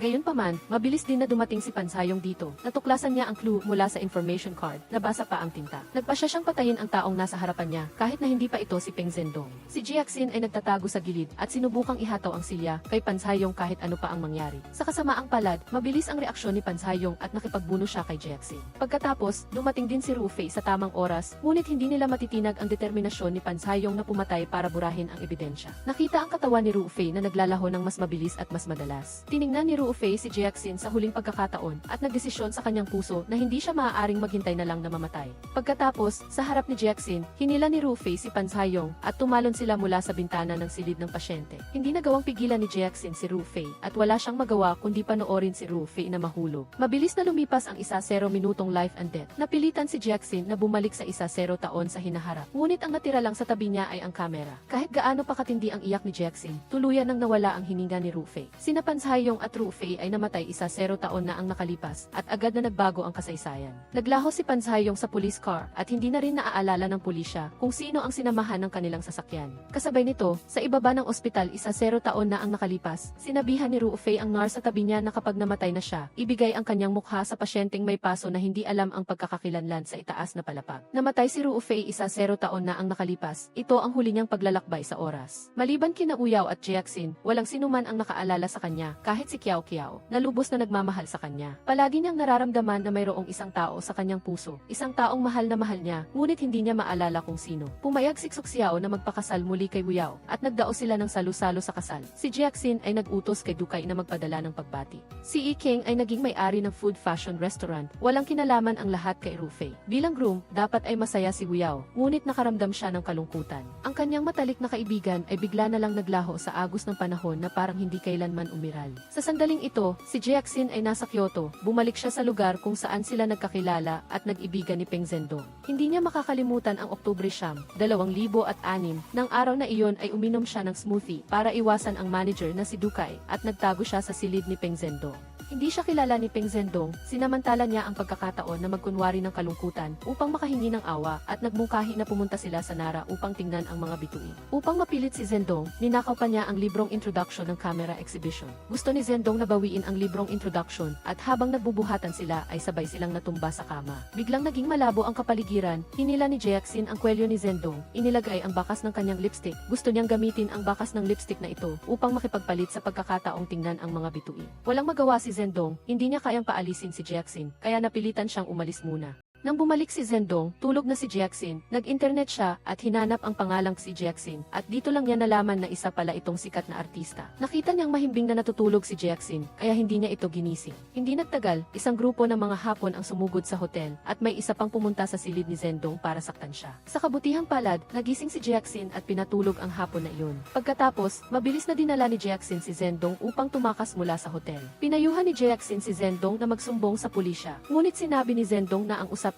ay lubos na makakaapekto sa reputasyon ng isang babae. Hindi niya gustong saktan si Haruko. Ito ang naging dahilan upang maramdaman ni Jackson na napakabait ni Zhendong at mas nagtiwala siya rito ng kaunti. Dahil hindi na sila makakabalik sa hotel, nagdesisyon si Zhendong na tuparin ang hiling ni Jackson at dinala siya upang tingnan ang mga bituin. Labis na natuwa si Jackson at tiwala siyang nagmaneho para manguna, ngunit hindi niya inaasahan na dadalhin niya ang sasakyan sa isang liblib na lugar. Nang bumalik sa parehong daan, nagkamali si Jackson ng daan at napilitan silang manatili sa labas ng lungsod sa isang gabi. Bagamat hindi sila nakatingin sa mga bituin, tiningnan nila ang kalangitan na puno ng bituin ng magkasama. Si Jackson ay nagkuha pa ng litrato kasama si Zhendong na mahilig kumuha ng larawan ng mga bituin. Si Ate Meiying ay palaging naniniwala na si Zhendong ay hindi nagtatrabaho ng maayos. Sinabi naman ni Jackson na ito ay hobby at hindi lang paglalaro. Ang pag-unawa at suporta mula sa isang estranghero ay umantig sa puso ni Zhendong. Sa ilalim ng sinag ng buwan, hindi niya maiwasang mapangiti nang makita ang magandang mukha ni Jackson. Kinabukasan, sa wakas ay nakita na nila ang daan, ngunit nagbago ng isip si Jackson. Ayaw na niyang tingnan ang mga bituin. Kaya, sumama siya kay Zhendong sa camera exhibition. Sa camera exhibition, nakita ni Zhendong ang mahiwagang time camera na iyon at naging ang taong may kaugnayan sa camera sa sinabi ng isang matandang lalaki. Dahil lang sa kwento ng time hole sa Bermuda Triangle na sinabi ng matandang lalaki ay masyadong kakaiba, hindi naniwala si Zhendong kaya hindi niya binili ang camera na iyon. Diretsahang sinabi ni Jackson kay Zhendong na siya ay isang taong gustong kunin agad ang anumang gusto niya. Sa sandaling ito, dinala ni Haruko ang mga tao sa exhibition. Humingi siya ng tawad kay Zhendong sa wikang Hapon at sinabing gusto niya siyang ibalik sa hotel kasama si Jackson. Ngunit parehong hindi naintindihan ni Zhendong at Jackson ang sinasabi niya. Inakala ni Zhendong na walang magandang mangyayari kaya nagkusa siyang imungkahi kay Jackson na umalis muna habang siya naman ay mananatili upang ayusin ang problema. Ayaw iwan ni Jackson si Zhendong kaya kinuha niya ang fork upang takutin si Haruko at ang iba pa. Gusto sanang pakalmahin ni Zhendong si Jackson, ngunit hindi sinasadyang nasaksak siya ng fork sa binti at nawala ng malay. Nang magising si Zhendong, nasa silid na siya ng ospital. Binayaran na ni Haruko ang hospital bill kaya naayos na ang bagay na ito. Hindi dahil sa saksak kaya nawala ng malay si Zhendong kundi dahil nakakain siya ng mint na nagdulot ng allergy. Tinukso ni Jackson si Zhendong na kakaiba siya. Ginantihan naman siya ni Zhendong Zendong dahil kinuha niya ang fort para takutin ang iba. Parehong nag-aalala ang dalawa para sa isa't-isa at natutuwa rin sila sa isa't-isa. Matagal nang hinahanap ni Dukai si Jiaxin at nang marinig ang balita, tumakbo siya upang magalang na humingi ng tawad kay Zendong at pagkatapos ay gusto na niyang kunin si Jiaxin. Tumayo si Jiaxin nang nag-aatubili, tiningnan ni Zendong ang likod niya at naisip ang bawat salita nilang dalawa at may bigla ang ideya na pumasok sa kanyang isip. Kaya, nagsalita siya upang pigilan si Jiaxin at nag-alok na magpakasal sa kanya. Ang gustong makuha agad ang anumang gusto, ito ang sinabi ni Jiaxin kay Zendong at sinamantala niya ito. Ito ay isang madali ang kasal, ngunit si Jiaxin ay tunay na nagbigay ng kanyang sarili sa lalaking nagngangalang Peng Zendong sa kakaibang pagtatagpong ito. Pagkatapos ng 10 taon ay nararamdaman pa rin niya ng malalim na ang damdaming iyon ng pag-ibig. Pagkatapos ng 10 taon, dumaan si Jiaxin sa mga lugar na pinuntahan nila at ang tanging pananampalataya at pag-asa lamang ang nasa kanyang puso. Nakiusap siya sa lahat ng Diyos sa mundo na ibalik si Zendong sa tabi niya at dalhin siya upang tingnan ang mga bituin. Bagamat napakahirap ng proseso ng kwento, naging napakaganda naman ang pagtatapos. Sa huli, naghintay din ang babaeng gustong tingnan ang mga bituin para sa lalaking magdadala sa kanya upang tingnan ang mga bituin. Dito na nagtatapos ang palabas.